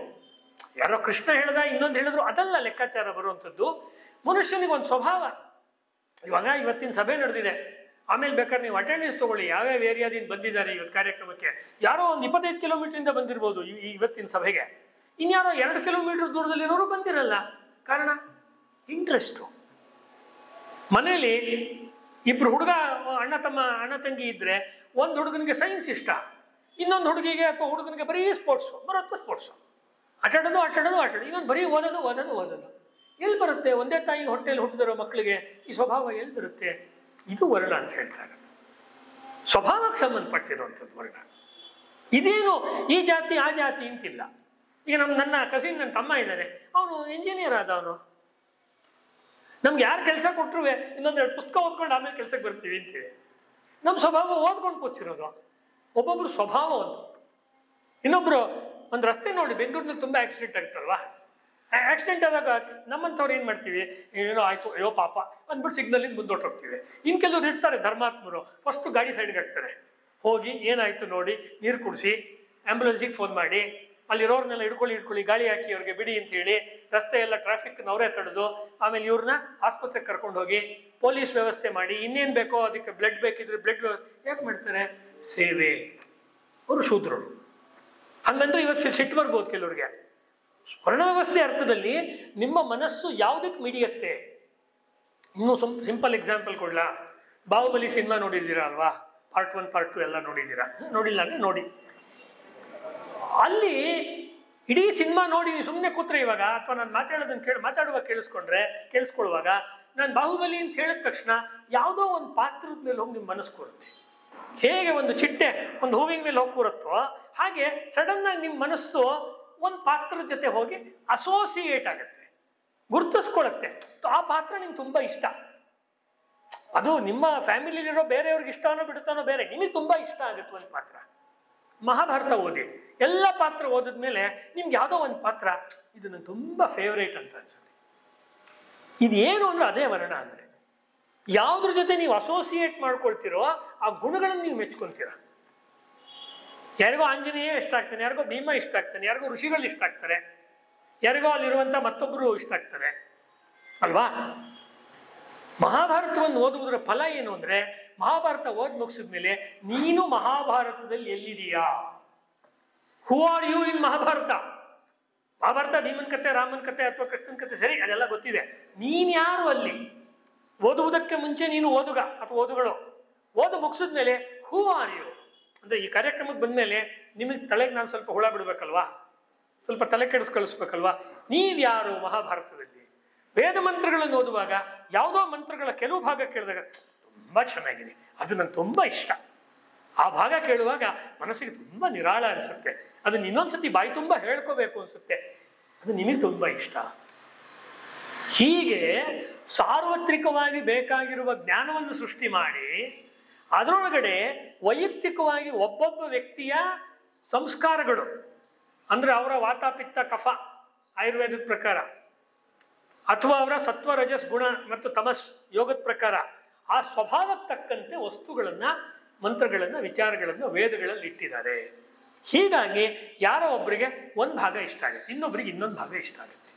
ಇಷ್ಟು ದೊಡ್ಡದಾಗಿರೋ ವೇದ ಇದೆಯಲ್ಲ, ಇದನ್ನ ನಾವು ಬಿಡಕ್ಕಾಗಲ್ಲ, ಇದನ್ನ ಎಲ್ಲರಿಗೂ ತಲುಪಿಸ್ಬೇಕು. ವೇದ ಫಾರ್ ಎವ್ರಿಬಡಿ ಅನ್ನುವುದನ್ನ ಕೊನೆ ತನಕ ದಯಾನಂದರು ಮಾಡಿದ್ರು. ಆ ಕೆಲಸವನ್ನು ಮಾಡಬೇಕು ಅಂತ ವಿವೇಕಾನಂದರಿಗಿತ್ತು. ಅವಾಗ ಹೇಳಿದೆ ಅಂದ್ರೆ ವಿವೇಕಾನಂದರು ಆಯುಷ್ ಮುಗಿತ್ತು, ಅವ್ರು ಬಂದಿರೋ ಕೆಲಸವನ್ನು ಅವ್ರು ಮಾಡಿದ್ರು, ಹೋದ್ರು. ವಿವೇಕಾನಂದರು ಪೂರ್ತಿ ಹೋಗ್ಲಿಲ್ಲ. ನೀವು ಅರವಿಂದರ ಜೀವನ ಚರಿತ್ರೆ ಓದಿ, ಇದೊಂದು ಸ್ವಲ್ಪ ಭಾಗ ಹೇಳ್ಬೇಕಾದ್ರೆ ಒಂದು 10 ನಿಮಿಷ ಪ್ರಶ್ನೋತ್ತರ ಇದ್ರೆ ಮಾಡ್ಬೋದು, ಅನ್ನೋ ವ್ಯವಸ್ಥೆ ಇದ್ರೆ. ವಿವೇಕಾನಂದರು ನಾನು ಇದುವರೆಗೂ ಏನು ಹೇಳಿದೆ, ವೇದಗಳ ಕೆಲಸವನ್ನ ದಯಾನಂದರು ಮಾಡಿದ್ರು, ಆಮೇಲೆ ವಿವೇಕಾನಂದರಿಗೆ ಮಾಡಬೇಕು ಅಂತಿತ್ತು, ಆದ್ರೆ ಆಗ್ಲಿಲ್ಲ, ಅವರ ಆಯಸ್ಸಾಗಲಿಲ್ಲ. ವಿವೇಕಾನಂದರ ನಂತರ ಕ್ರಾಂತಿಕಾರಿಗಳಲ್ಲಿ ಬಹಳ ದೊಡ್ಡ ಹೆಸರು ಅರವಿಂದ ಘೋಷ್. ಅರವಿಂದ ಘೋಷರು ಹೇಗಿದ್ರು ಅಂದ್ರೆ ಇವತ್ತು ಎಷ್ಟೋ ತಂದೆ ತಾಯಿಗಳಿರ್ತಾರಲ್ಲ ಹಾಗೆ ನಮ್ಮ ಮಕ್ಕಳಿಗೆ ಭಾರತೀಯತೆ, ಹಿಂದೂ ಸಂಸ್ಕೃತಿ ಬೆಳಕು ಬೀಳಬಾರ್ದು, ನೆರಳು ಬೀಳಬಾರ್ದು. 3 ಅವ್ರು ನೆಟ್ಫ್ಲಿಕ್ಸ್ ನೋಡ್ಬೇಕು, ಪ್ರೈಮ್ ಚಾನೆಲ್ ನೋಡ್ಬೇಕು, ಇಲ್ಲಾಂದ್ರೆ ಹೈ ಲೆವೆಲ್ ಡೇಟಾ ಇರೋ ಮೊಬೈಲ್ ಕೊಟ್ಟು ಸಾಯಿಸ್ಬೇಕು. ಅವ್ರು ನೋಡು ನಾನ್ ಬಿಸಿ, ನೀನ್ ನೋಡ್ತಾನೆ ಇರು, ಮೊಬೈಲ್ ನೋಡ್ತಾ ಇರು, ಕಣ್ಣು ಹೋಗತ್ತಂಗೆ ನೋಡ್ಕ ನೀವು. ಹಂಗೆ ಒಟ್ನಲ್ಲಿ ಕೃಷ್ಣಧನ ಘೋಷ್ ಹಂಗೆ ಇತ್ತು ಅರವಿಂದ್ರ ತಂದೆಗೆ. ನನ್ನ ಮಗನಿಗೆ ಈ ಒಂದು ಭಾರತೀಯ ಸಂಸ್ಕೃತಿ ಸ್ವಲ್ಪವೂ ಕಿವಿ ಮೇಲೆ ಬೀಳಬಾರ್ದು, ಕಣ್ಣಿಗೆ ಕಾಣಿಸ್ಬಾರ್ದು. ಪುಟ್ಟ ಹುಡುಗ, 7 ವರ್ಷದ ಹುಡುಗ ತಗೊಂಡು ಹೋದ್ರು, ಫಾರಿನ್ಗೆ ಹಾಕಿದ್ರು, ಇಂಗ್ಲೆಂಡಲ್ಲಿ ಹಾಕಿದ್ರು. ಯಾವ್ದಾದ್ರು ತಂದೆ ಹಿಂಗೆ ಮಾಡ್ತಾರ? ತಂದೆನೇ ಮಾಡ್ತಾರೆ. ಇಂಡಿಯನ್ ಕಲ್ಚರ್ ಅವನಿಗೆ ಇಷ್ಟ ಆಗ್ಲೇಬಾರ್ದು ಮಗನಿಗೆ ಅಂತ ತಂದೆ ಇಷ್ಟ. ಆದ್ರೆ ದೈವಲೀಲೆ ಬೇರೆ ಇರುತ್ತೆ, ಭಗವಂತನ ಕೃಪೆ. 14 ವರ್ಷ ಅಲ್ಲಿ ಓದಿ ಗ್ರೀಕ್, ಲ್ಯಾಟಿನ್ ಎಲ್ಲ ಓದ್ಕೊಂಡ್ರು. ಅದೆಲ್ಲ ಓದಿದ್ಮೇಲೆ ಸಂಸ್ಕೃತನ ಓದಕ್ಕೆ ಶುರು ಮಾಡಿ. ಎಲ್ಲ ಓದಿದ್ಮೇಲೆ ಎಲ್ಲ ತುಂಬಾ ಹತ್ತತ್ರ ಇದೆಯಲ್ಲ ಕಂಪ್ಯಾರಿಸನ್ ಅಂತ ಸುಮಾರು ಒಂದು 14-16 ಭಾಷೆ ಕಲ್ತ್ಕೊಂಡ್ಬಿಟ್ರು ಅರವಿಂದ್ರ ಚಿಕ್ಕ ವಯಸ್ಸಿನಲ್ಲಿ. ಗ್ರೀಕಲ್ಲಿ ಪದ್ಯ ಬರೀತಾ ಇದ್ರು, ನಾಟಕ ಬರೋದು. ಭಾರತಕ್ಕೆ ಬಂದ್ರು, ಕ್ರಾಂತಿಕಾರಿ ಹೋರಾಟ ಮಾಡಿದ್ರು. ಆಮೇಲೆ ಲೇಲೆ ಅನ್ನೋರಿಂದ ಅವ್ರು ಪ್ರಾಣಾಯಾಮ ಹೇಳಿಸ್ಕೊಂಡ್ರು. ಎಲ್ಲ ಆದ್ಮೇಲೆ ಅವ್ರೇನ್ ವೇದಗಳನ್ನು ಅಧ್ಯಯನ ಮಾಡಿರ್ಲಿಲ್ಲ, ಅವ್ರೇನ್ ಯಾವ ಉಪನಿಷತ್ತು ಅಧ್ಯಯನ ಮಾಡಿರ್ಲಿಲ್ಲ, ಅದೆಲ್ಲ ಇರ್ಲಿಲ್ಲ ಅವ್ರಿಗೆ ಅವಾಗ. ಅವರು ಒಂದು ಹೋರಾಟದ ಸನ್ನಿವೇಶದಲ್ಲಿ ಅರೆಸ್ಟ್ ಆದ್ರು. ಅಲಿಪುರ್ ಬಾಂಬ್ ಮೊಕದ್ದಮೆ. ಅಲಿಪುರ್ ಬಾಂಬ್ ಮೊಕದ್ದಮೆ ಆದ್ಮೇಲೆ ಜೈಲಿಗೆ ಹಾಕಿದ್ರು ಅಂತ. ಅಂದ್ರೆ ವಿಚಾರಣೆ ನಡೀತಾ ಇತ್ತು. ವಿಚಾರಣೆ ನಡೆಯುವಾಗ ಪ್ರತಿದಿನ ರಾತ್ರಿ ಅವ್ರಿಗೆ ಒಂದು ರೀತಿ ಒಬ್ಬ ವ್ಯಕ್ತಿಯ ದರ್ಶನ. ಯಾರು ಅಂದ್ರೆ ವಿವೇಕಾನಂದರು. ಅವರೇ ಬರ್ಕೊಂಡಿರೋದು ಅರವಿಂದರು. ದಯಾನಂದ್ರಿಗೂ ಅರವಿಂದ್ರಿಗೂ ಏನ್ ಲಿಂಕ್ ಅಂತ ನಾನು ಹೇಳ್ತಾ ಇರೋದು ನಿಮಗೆ. ವಿವೇಕಾನಂದರು ಮಧ್ಯದಲ್ಲಿ ಸೇರಿಸಿರೋ ಕಥೆ ಇರುತ್ತೆ. ಇದು ನಡೆದಿರುವಂಥದ್ದು. ಇದು ಅಲಿಪುರದ ಅವರ ಜೈಲು ವಾಸದ ಬಗ್ಗೆ ಒಂದು ಪುಸ್ತಕನೇ ಇದೆ ಪ್ರತ್ಯೇಕವಾಗಿದೆ, ನೀವು ನೋಡ್ಬೋದು, ಅದರಲ್ಲಿ ಇದೆ ಘಟನೆ. ಅವಾಗ ವಿವೇಕಾನಂದರು 40-41 ದಿವಸಗಳ ಕಾಲ ಪ್ರತಿ ನೈಟ್ ಇವ್ರಿಗೆ ಬಂದು ವೇದಗಳ ಒಂದು ಪಾಠವನ್ನ, ವೇದಗಳ ಜ್ಞಾನವನ್ನ ಅರವಿಂದರಿಗೆ ವಿವೇಕಾನಂದರು ಕೊಟ್ಟರು. ಯಾವ ಕೆಲಸವನ್ನ ವಿವೇಕಾನಂದರು ತಮ್ಮ ನೇರ ಶಿಷ್ಯರಿಗೆ ದೇಹದಲ್ಲಿದ್ದಾಗ ಕೊಡಕ್ಕಾಗಿರ್ಲಿಲ್ವೋ, ವೇದಾಂತ ಮತ್ತು ರಾಜಯೋಗ ಇತ್ಯಾದಿಯನ್ನ, ಬೌದ್ಧ ಧರ್ಮ ಇತ್ಯಾದಿ ಬಗ್ಗೆ ಅವ್ರು ಮಾತನಾಡಕ್ ಸಾಧ್ಯ ಆಗಿತ್ತು ಅಷ್ಟೇನೋ ಆ ಒಂದು ಜೀವಿತ ಅವಧಿನಲ್ಲಿ ಆ ಕೆಲಸವನ್ನ ಮಾಡಿದ್ರು. ಅರವಿಂದರಿಗೆ ತನ್ನ ಮುಂದಿನ ಕೆಲಸ ಏನು ಅಂತ ಸ್ಪಷ್ಟ ಆಯ್ತು. ಹಿಂಗಾಗಿ ರಿಲೀಸ್ ಆದ ತಕ್ಷಣ ಮತ್ತೆ ಹಿಡಿತಾರೆ ಬ್ರಿಟಿಷ್ನವ್ರಿಗೆ ಗೊತ್ತಾದ ತಕ್ಷಣ ಫ್ರೆಂಚರ ಪಾಂಡಿಚೇರಿಗೆ ಹೋದ್ರು. ಫ್ರೆಂಚರ ಪಾಂಡಿಚೇರಿಗೆ ಹೋಗಿ ಸಂಸ್ಕೃತನ ಶಾರ್ಪ್ ಮಾಡ್ಕೊಂಡ್ರು. ತಮಿಳುನಾಡಿನಲ್ಲಿ ಇದ್ದಂತಹ ಕ್ರಾಂತಿಕಾರಿ ಕವಿ ಸುಬ್ರಹ್ಮಣ್ಯ ಭಾರತಿ ಅವರು ವೇದಗಳನ್ನು ಅಭ್ಯಾಸ ಮಾಡಬೇಕು ಅಂತಿತ್ತು. ಹೇಗೆ ವೇದಗಳು ಜೋಡಿಸತ್ತೆ ಮನುಷ್ಯನ ಅನ್ನೋದಕ್ಕೆ ಇದೆಲ್ಲ ಉದಾಹರಣೆಗಳು. ವೇದ ಜೋಡಿಸತ್ತೆ, ವೇದ ಒಡೆಯಲ್ಲ. ವೇದ ಹತ್ತಿರ ತರುತ್ತೆ ಮನುಷ್ಯರನ್ನ. ಒಬ್ರು ಬಂಗಾಳಿ ಮನುಷ್ಯ ಇಂಗ್ಲೆಂಡಲ್ಲಿ ಓದ್ದವರು, ಒಬ್ರು ವಿದೇಶಕ್ಕೆ ಹೋಗದೇ ಇರೋ ಒಬ್ಬ ತಮಿಳುನಾಡಿನ ವ್ಯಕ್ತಿ, ಅವರಿಬ್ರು ಸೇರ್ಕೊಂಡಿದ್ದು ಫ್ರೆಂಚರು ಆಳುವಂತ ಪಾಂಡಿಚೇರಿನಲ್ಲಿ. ಬ್ರಿಟಿಷರದು ರಾಜ್ಯವೇ ಇಲ್ಲ ಅಲ್ಲಿ, ಬರಂಗಿಲ್ಲ ಬ್ರಿಟಿಷರು. ಹೇಗಿರುತ್ತೆ ನೋಡಿ ವಿಶ್ವ ಸೃಷ್ಟಿಯ ನಿಯಮಗಳು. ಆಗ ಅವರಿಬ್ರು ವೇದಗಳನ್ನು ಅಧ್ಯಯನ ಮಾಡಿದ್ರು. ವೇದಗಳ ಎಲ್ಲ ಪ್ರಾಚೀನ ಆಧುನಿಕ ವ್ಯಾಖ್ಯಾನಗಳನ್ನು ಓದಿದ್ರು. ಅದರ ಆಧಾರದ ಮೇಲೆ ಅರವಿಂದರು ವೇದರಹಸ್ಯವನ್ನು ಬರೆದರು. ವೇದರಹಸ್ಯ is a continuation of the writings of Swami Dayananda Saraswati. ನಾನು ಅರವಿಂದ್ರನ್ ಚೆನ್ನಾಗಿ ಅಭ್ಯಾಸ ಮಾಡಿರೋದು ಈ ಮಾತು ಹೇಳಬಲ್ಲೆ. ವೇದ ರಹಸ್ಯ, ಸೀಕ್ರೆಟ್ ಆಫ್ ದಿ ವೇದಾಸ್. ಆಮೇಲೆ ಅಗ್ನಿಯನ್ನು ಕುರಿತು the mystic fire, hymns to the mystic fire ಅಂತ ಒಂದು ದೊಡ್ಡ ಗ್ರಂಥವನ್ನು ಅಗ್ನಿಮಂತ್ರಗಳ ಮೇಲೆ ಅರವಿಂದರು ಬರೆದರು. ವೇದಗಳು ಋಷಿಗಳಿಂದ ಬಹಳ ದೊಡ್ಡ ಜ್ಞಾನಿಗಳ ಕೈಗೆ ಬಂತು, ಜ್ಞಾನಿಗಳ ಕೈಯಿಂದ ಅದು ಪಂಡಿತರ ಕೈಗೆ ಬಂತು ಅಂತ ಹೇಳ್ತಾರೆ ಅರವಿಂದರು. ಬಹಳ ಸಾಂಕೇತಿಕವಾಗಿ ಮಾತು. ಒಂದು ಋಷಿಗಳ ಕೈಯಲ್ಲಿದ್ದು ಜ್ಞಾನಿಗಳ ಕೈಗೆ ಬಂತು, ವಿವೇಕಿಗಳ ಕೈಗೆ, ವಿವೇಕಿಗಳು ಜ್ಞಾನಿಗಳ ಕೈಯಿಂದ ಅದು ವಿದ್ವಾಂಸರು ಪಂಡಿತರ ಕೈಗೆ ಬಂತು. ಅವರು ಅದನ್ನ ಒಡೆದು ಚೆಚ್ಚಿ ಅರ್ಥಗಳನ್ನ ಹಾಕಿ ಕೊಡುವ ಒಂದು ದುರವಸ್ಥೆಗೆ ವೇದಗಳನ್ನ ತಂದರು ಅಂತ ಹೇಳಿ, ವೇದಗಳನ್ನ ಓದ್ಬೇಕಾದ್ರೆ ನಮಗೆ ಮ್ಯಾಕ್ಸ್ ಮುಲ್ಲರ್ನ ವ್ಯಾಖ್ಯಾನ ಮತ್ತು ದಯಾನಂದ್ರನ್ನ ಇಟ್ಕೊಂಡಾಗ,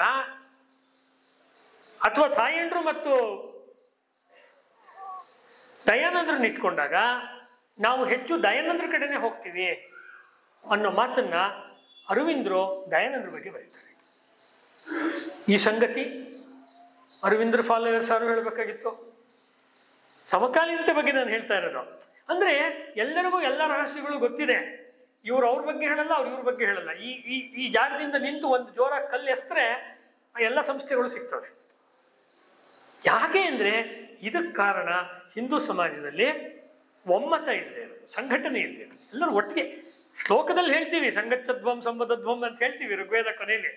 ಆದರೆ ಅದಾಗಬೇಕಲ್ಲ, ಎಲ್ಲರೂ ಒಟ್ಟಿಗೆ ಕೂಡಿ ಬಾಳೋಣ, ಕೂಡಿ ಬದುಕೋಣ ಅಂದಾಗ ಪರಮಹಂಸರ ಕೆಲಸವನ್ನು ವಿವೇಕಾನಂದರು ಮುಂದುವರಿಸಿದ್ರು.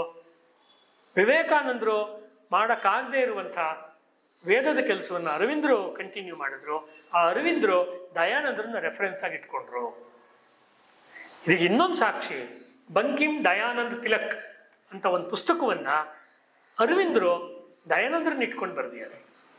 ಋಷಿಗಳು, ಕವಿಗಳಲ್ಲಿ ನಮಗೆ ಬಂಕಿಮರು, ರಾಷ್ಟ್ರೀಯ ಹೋರಾಟವನ್ನು ಮಾಡೋರಲ್ಲಿ ನಮಗೆ ತಿಲಕರು, ಲೋಕಮಾನ್ಯ ತಿಲಕರು, ಮತ್ತು ನಮಗೆ ಈ ವೇದಗಳು ನಮ್ಮ ಪರಂಪರೆಯನ್ನು ಅರ್ಥ ಮಾಡ್ಕೊಳ್ಳೋದ್ರಲ್ಲಿ ದಯಾನಂದರು. ಈ 3 ಜನ ನಮಗೆ ಋಷಿ ಸದೃಶ್ಯರು ಅಂತ ಹೇಳಿ ಒಂದು ಸಣ್ಣ ಬುಕ್ಲೆಟ್ ಅಂತೀವಲ್ಲ, ಆ ರೀತಿ ಒಂದು ಪುಟಾಣಿ ಪುಸ್ತಕವನ್ನ ಅವರು ಬರೆದಿದ್ದಾರೆ. ಅಂದ್ರೆ ಈ ಸಂಸ್ಕೃತಿಯಲ್ಲಿರುವಂಥ ಏಕಸೂತ್ರತೆಯನ್ನು ಗುರುತಿಸುವಂತ ಒಂದು ಶಕ್ತಿ ಇದೆಯಲ್ಲ, ಅದು ನಮಗೆ ಅರವಿಂದರಲ್ಲಿ ಕಾಣಿಸುತ್ತೆ. ಯಾಕೆ ಈ ಮಾತುಗಳನ್ನು ಹೇಳ್ತಾ ಇದ್ದೀನಿ ಅಂದ್ರೆ, ದಯಾನಂದರ ಮಹತ್ವ ಇದೆಯಲ್ಲ, ಇದು ಅನೇಕ ದಿನಗಳು, ಅನೇಕ ಗಂಟೆಗಳು ಹೇಳ್ಬೋದಾಗಿರುವಷ್ಟು ವಿಷಯ ಇದರಲ್ಲಿದೆ. ಇನ್ನೊಂದು ವಿಷಯ ಹೇಳ್ತೀನಿ. ಯೋಗದ ಬಗ್ಗೆ ಹೇಳ್ಬೇಕಾದ್ರೆ, ಈಗ ಇಂಟರ್ನ್ಯಾಷನಲ್ ಡೇ ಆಫ್ ಯೋಗ ಎಲ್ಲ ಆಯ್ತಲ್ಲ 8-10 ವರ್ಷಗಳ ಹಿಂದೆಯಿಂದ, ಅವಾಗಿಂದ ಅಂದ್ರೆ ಯೋಗದ ಬಗ್ಗೆ ಎಲ್ಲರೂ ಮಾತಾಡ್ತಾರೆ. ಒಂದಷ್ಟು ದಿವಸ ಯೋಗಾಸನ ಮಾಡೋದು, ಯೋಗ ಮ್ಯಾಟ್ ಇಟ್ಕೊಳ್ಳೋದು, ಯೋಗ ಕಿಟ್ ಇಟ್ಕೊಳ್ಳೋದು ಎಲ್ಲ ಯೋಗದ ನಡೆಯುತ್ತೆ. ಅವ್ರು ಮಾಡ್ತಾ ಇರೋದು ಆಸನ ಅಷ್ಟೇ. ಆಮೇಲೆ ಒಂದು ಸ್ವಲ್ಪ ಪ್ರಾಣಾಯಾಮ ಮಾಡ್ತಾರೆ, ಕೊನೆಯಲ್ಲಿ ಒಂದು ಶಾಂತಿ ಮಂತ್ರ ಹೇಳಿ ಮುಗಿಸ್ತಾರೆ. ಒಂದು ಶವಾಸನ, ಪ್ರಾಣಾಯಾಮ, ಶಾಂತಿ ಮಂತ್ರ ಮುಗಿಸ್ತಾರೆ ಒಂದಷ್ಟು ಹೇಳಿ.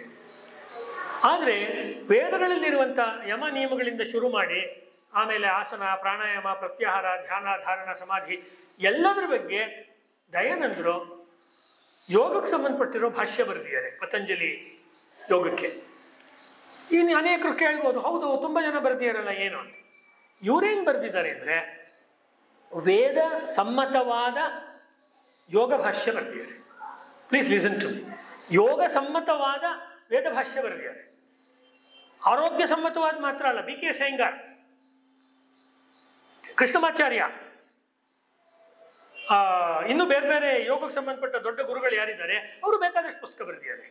ಅದು ಯೋಗಾಸನಕ್ಕೆ ಸಂಬಂಧಪಟ್ಟಿದ್ದು ಮತ್ತು ಯೋಗಕ್ಕೆ ಸಂಬಂಧಪಟ್ಟಂತೆ ವೆಸ್ಟರ್ನ್ ಆಡಿಯನ್ಸ್ಗೆ ಯಾವುದು ಹೆಚ್ಚು ಉಪಯುಕ್ತವಾಗುತ್ತೋ ಆ ರೀತಿ ಬರೆದಿದ್ದಾರೆ. ಅದೊಂದು ಬೇರೆ. ಇವರು ಯೋಗ ಅನ್ನೋದು ವೈದಿಕ ಸಂಸ್ಕೃತಿದೇ ಒಂದು ಭಾಗ. ಮತ್ತು ನೀವು ಹೇಳುವಂತ ವೇದಗಳಿಗೆ ಅಂಟಿಯೂ ಅಂಟದಂತೆ ಇದೆ ಅಂತ ಹೇಳುವ ಯೋಗ ಇದೆಯಲ್ಲ, ಆ ಯೋಗಕ್ಕಿಂತ ಪ್ರಾಚೀನವಾದ ಯೋಗ ಒಂದಿದೆ, ಅದು ವೇದಿಕ್ ಯೋಗ, ವೈದಿಕ ಯೋಗ. ಅದನ್ನು ತುಂಬಾ ಸ್ಪಷ್ಟವಾಗಿ ಅವ್ರು ಹೇಳಿದ್ರು. ಮುಂದೆ ಅದನ್ನು ಅರವಿಂದರು ಬೆಳೆಸಿದ್ರು, ಇನ್ನಷ್ಟು ದೀರ್ಘವಾಗಿ ಬೆಳೆಸಿದ್ರು ಅರವಿಂದರು. ಅವರ ಸೀಕ್ರೆಟ್ ಆಫ್ ದಿ ವೇದಾಸು ಇದೆಲ್ಲ ನೋಡಿದ್ರೆ ಅರವಿಂದ್ರೊಳಗೆ ಗೊತ್ತಾಗುತ್ತೆ ನಿಮಗೆ, ಸಿಂಥಸಿಸ್ ಆಫ್ ಯೋಗನಲ್ಲಿ ಗೊತ್ತಾಗುತ್ತೆ. ಏನಂದ್ರೆ ವೇದಗಳಲ್ಲಿ ಎಲ್ಲವೂ ಇದೆ ಅಂದಮೇಲೆ, ವೇದಗಳಲ್ಲಿ ಎಲ್ಲಕ್ಕೂ ವೇದಗಳೇ ಮೂಲ ಅಂದಮೇಲೆ, ಯೋಗಶಾಸ್ತ್ರಕ್ಕೂ ವೇದವೇ ಮೂಲ, ವ್ಯಾಕರಣ ಶಾಸ್ತ್ರಕ್ಕೂ ವೇದವೇ ಮೂಲ ಅನ್ನೋದನ್ನ ಒಂದು ಲೇಖನವಾಗಿ ಬರೀಲಿಲ್ಲ, ಒಂದು ದೊಡ್ಡ ಗ್ರಂಥವಾಗಿಯೇ ಅವರು ಬರೆದ್ರು. ಇವತ್ತು ಅದು ಮಿಸ್ ಆಗ್ತಾ ಇದೆ. ಇವತ್ತು ನಮ್ಮಲ್ಲಿ ಬೆಂಗಳೂರಲ್ಲಿ, ಮೈಸೂರಿನಲ್ಲಿ, ಧಾರವಾಡದಲ್ಲಿ ಬೀದಿನಲ್ಲಿ ವೇದದ ಬಗ್ಗೆ ಹೇಳ್ಕೊಡೋದು, ಯೋಗದ ಬಗ್ಗೆ ಹೇಳ್ಕೊಡಿರ್ತಾರೆ. ಅವ್ರು ಹೇಳ್ತಿರೋದು ಪತಂಜಲಿ ಯೋಗವೆನಿಸಿದರೂ ಕೂಡ ಅದು ಯಾವಾಗ ವೈದಿಕ ವ್ಯಾಖ್ಯಾನವನ್ನು ಅವಲಂಬಿಸಿ ಅವರು ಹೇಳೋದಿಲ್ವೋ ಅದು ಸರಿಯಾಗಿರುವಂತಹ ಯೋಗದ ವ್ಯಾಖ್ಯಾನ ಆಗಲ್ಲ. ಅದಾಗಬೇಕಾದ್ರೆ ದಯಾನಂದ ಸರಸ್ವತಿಗಳು ಮಾಡಿರೋ ಕೆಲಸ ಇದೆಯಲ್ಲ, ಅದಕ್ಕೆ ನಾವು ಹೋಗ್ಬೇಕಾಗತ್ತೆ. ಅವಾಗಲೇ ಹೇಳಿದ್ರೆ ಒಂದಷ್ಟು ವಿಷಯಗಳು ಪರಿಷ್ಕರಿಸ್ಬೇಕಾಗತ್ತೆ ಅಂತ ಪ್ರಾರಂಭದಲ್ಲಿ. ಇದು ಪರಿಷ್ಕಾರವಾಗಬೇಕಾಗುತ್ತೆ. ಅವರ್ ವ್ಯೂ, ಅವರ್ ವಿಷನ್, ಅವರ್ action regarding the yoga is not completely acceptable today. ಇವತ್ತು ಸರಿಯಾದ ರೀತಿಯಲ್ಲಿ ನಾವು ಅದನ್ನು ವೈದಿಕ ಮಾರ್ಗದಲ್ಲಿ ಯೋಗವನ್ನು ನಾವು ಹೇಳ್ತಾ ಇಲ್ಲ. ಪೂಜಾ ಪದ್ಧತಿಗಳಲ್ಲೂ ಹಾಗೇನೆ ವೈದಿಕವಾದ್ದು ಇದೆ, ಅಲ್ಲದ್ದು ಸೇರ್ಕೊಂಡಿದೆ. ಅದು ಇವತ್ತಿನ ಸಬ್ಜೆಕ್ಟ್ ಅಲ್ಲದೆ ಅದಕ್ಕೆ ಹೋಗಲ್ಲ. ಆದರೆ ಅದನ್ನು ಕೂಡ ಸರಿಪಡಿಸುವ ಕೆಲಸವನ್ನು ಮಾಡಿದ್ರು. ವೇದಗಳಿಗೆ ಹಿಂತಿರುಗಿ ಅಂದ್ರೆ ಮನೇಲೆಲ್ಲ ವೇದದ ಪುಸ್ತಕ ಇಟ್ಕೊಂಡ್ಬಿಡಿ, ಎಲ್ಲ ವೇದದ ಕ್ಯಾಸೆಟ್ ಕೇಳಿಸ್ಕೊಂಡ್ಬಿಡಿ, ಅಥವಾ ಈ ಕಾಲದಲ್ಲಿ ಅಂದ್ರೆ ವೇದದ ಯೂಟ್ಯೂಬೋ ಇನ್ನೊಂದು ಯಾವುದೋ ವೈಫೈಯೋ ಹಾಕೊಳ್ಳಿ, ಅದಲ್ಲ. ವೇದಗಳಲ್ಲಿ ಹೇಳಿರುವಂಥ ಒಂದು ಧಾಟಿ, ಧೋರಣೆ, ಮನೋಭಾವ, Vedic mindset. What is Indian mindset ಅಂದ್ರೆ essentially it is Vedic mind set.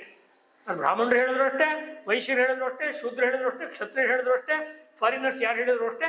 ವೈದಿಕ ಮನೋಭಾವ.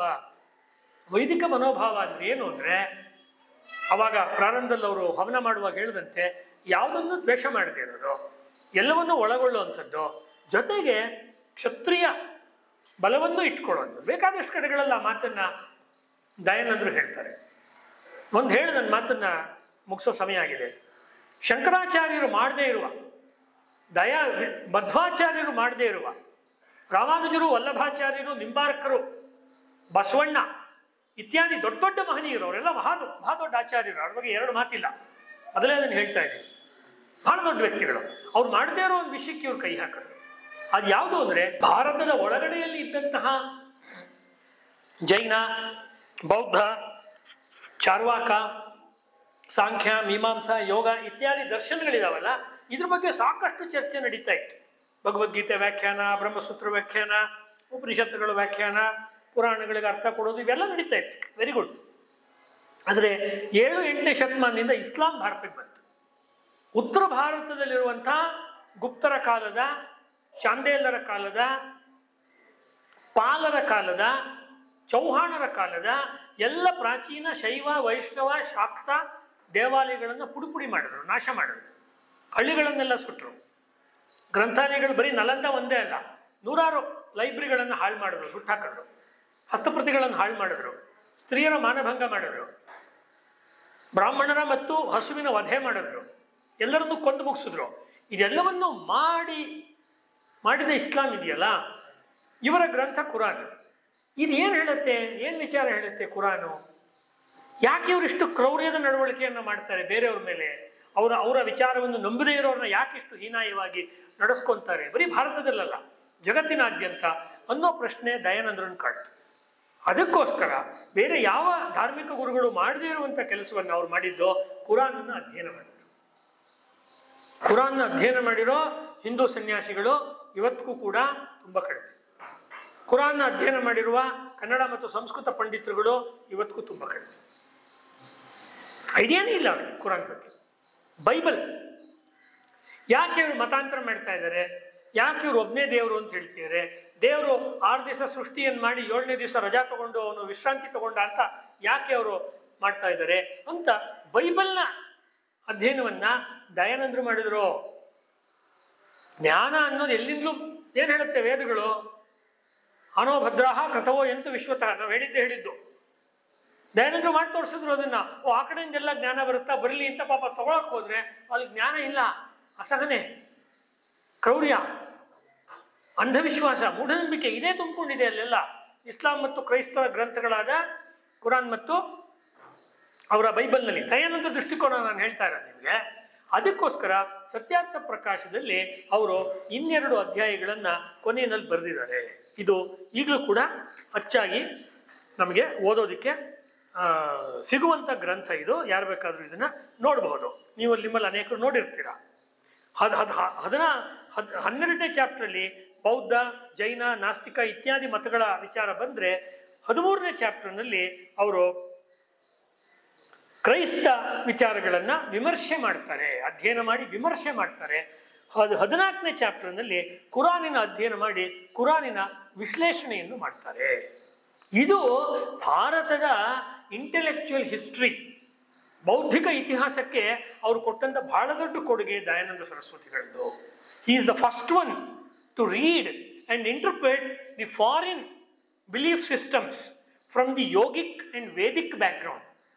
ವೇದಗಳು ಮತ್ತು ಯೋಗದ ನೆಲೆ, ಯೋಗಶಾಸ್ತ್ರ ಮತ್ತು ವೈದಿಕ ಮನೋಭಾವದ ಹಿನ್ನೆಲೆಯಲ್ಲಿ ಅದನ್ನು ಅಧ್ಯಯನ ಮಾಡಿ ಅದರಲ್ಲಿ ಏನೇನು ತಪ್ಪುಗಳಿದೆ, ಯಾವ್ಯಾವುದನ್ನು ಒಪ್ಕೊಳ್ಳೋಕ್ಕಾಗಲ್ಲ, ಯಾಕೆ ಒಪ್ಕೊಳ್ಳೋಕ್ಕಾಗಲ್ಲ ಅಂತ ತುಂಬಾ ನೇರವಾದ ಭಾಷೆಯಲ್ಲಿ ದಯಾನಂದ ಸರಸ್ವತಿಯವರು ಬರೆದರು. ಇದು ಬಹಳ ದೊಡ್ಡ ಇಂಟೆಲೆಕ್ಚುಯಲ್ ಕಾಂಟ್ರಿಬ್ಯೂಷನ್.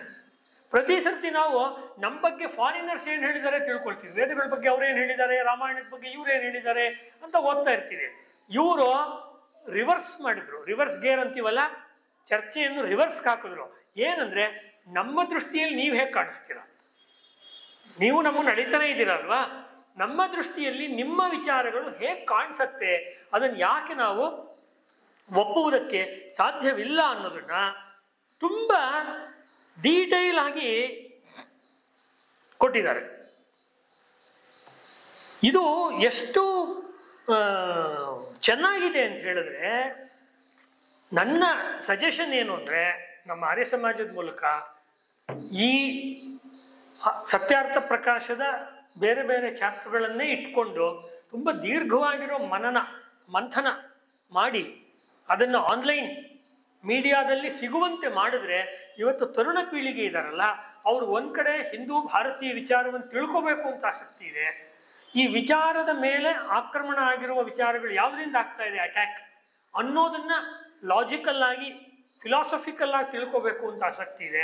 ಆ ಕೆಲಸವನ್ನ ಮೊದಲು ಮಾಡಿದವರು ದಯಾನಂದ ಸರಸ್ವತಿಗಳು. ಈ ಕೆಲಸವನ್ನ ಮುಂದೆ ವಾಯ್ಸ್ ಆಫ್ ಇಂಡಿಯಾ ಅನ್ನೋ ಸಂಸ್ಥೆಯನ್ನ ದೆಹಲಿನಲ್ಲಿ ಹುಟ್ಟಾಕಿ ಸೀತಾರಾಮ್ ಗೋಯಲ್ ಮತ್ತು ರಾಮ್ ಸ್ವರೂಪ್ ಅವ್ರು ಇದೇ ಕೆಲಸ ಮಾಡಿದ್ರು.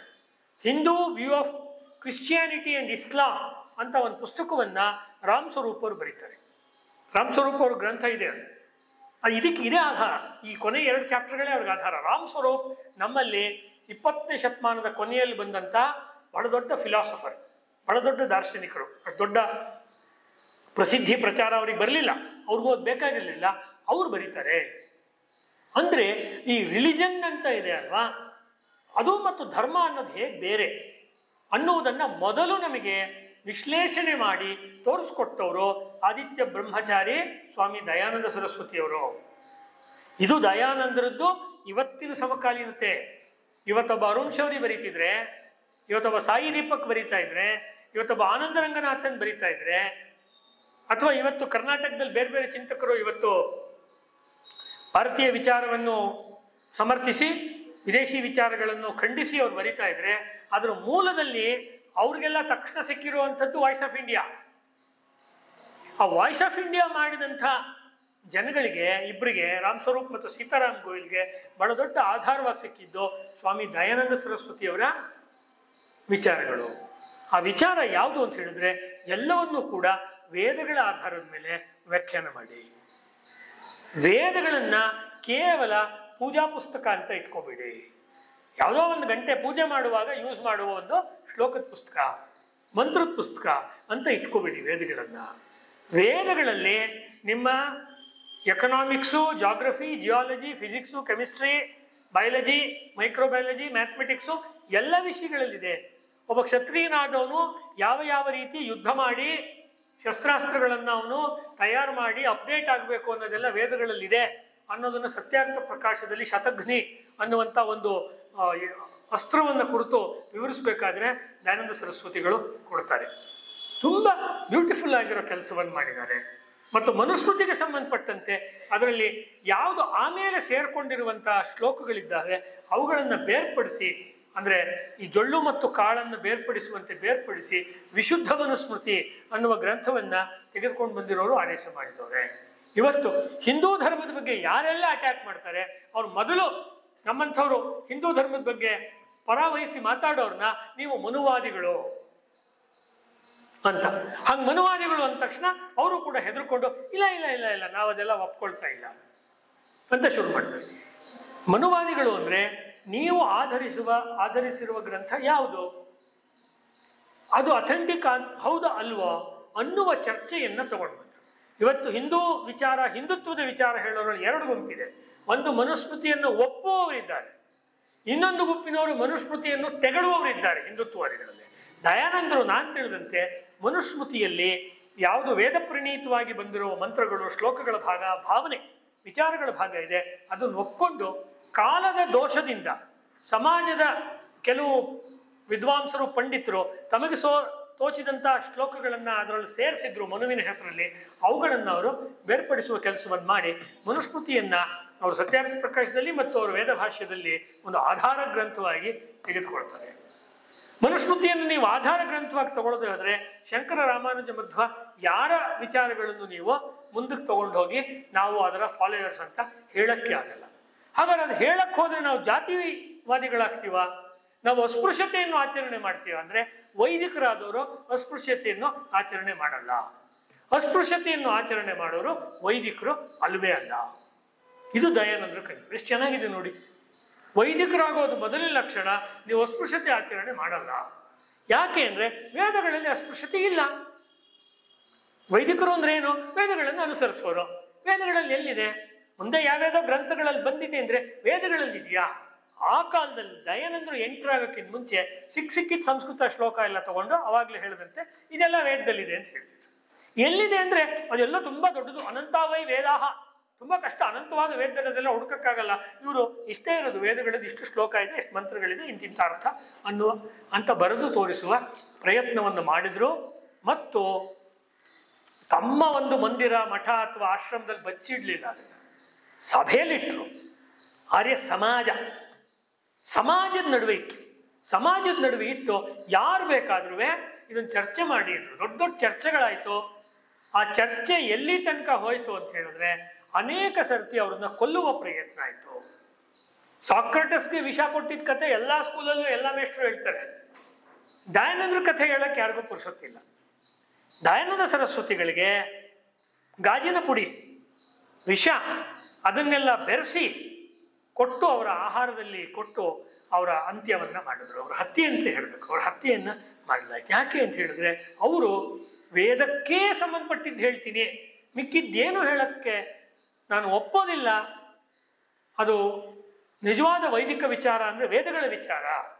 ವೇದಗಳಿಂದ ಬಂದಿರೋ ಮಿಕ್ಕ ವಿಚಾರಗಳಿರ್ಲಿ, ಆದರೆ ಅದು ವೇದಕ್ಕೆ ಸಮ್ಮತವಾಗಿದ್ರೆ ಮಾತ್ರ ಒಪ್ಕೋಬೇಕು, ಮಿಕ್ಕಂತೆ ಒಪ್ಕೊಳ್ಳೋ ಅವಶ್ಯಕತೆ ಇಲ್ಲ ಅಂತ ಹೇಳೋದು ಬಹಳ ದೊಡ್ಡ ಮಾತು. ಅದು ಇವತ್ತು ಸಾವಿರ ಸಂಖ್ಯೆಯಲ್ಲಿ ಬೇರೆ ಬೇರೆ ಜಾತಿಗಳಿಗೆ ಸೇರಿದಂತ ಹಿಂದೂಗಳು ವೇದ ಮಂತ್ರಗಳನ್ನು ಕಲಿತಾ ಇದ್ದಾರೆ, ಸಂಸ್ಕೃತವನ್ನು ಕಲಿತಾ ಇದ್ದಾರೆ, ಹೋಮ ಹವನಗಳನ್ನು ಕಲಿತಾ ಇದ್ದಾರೆ, ಅವ್ರ ಮನೆಗಳಲ್ಲಿ ಮಾಡ್ತಾರೆ, ಅವರೇ ಕಟ್ಟಿಸಿರುವ ದೇವಸ್ಥಾನಗಳಲ್ಲಿ ಮಾಡ್ತಾರೆ.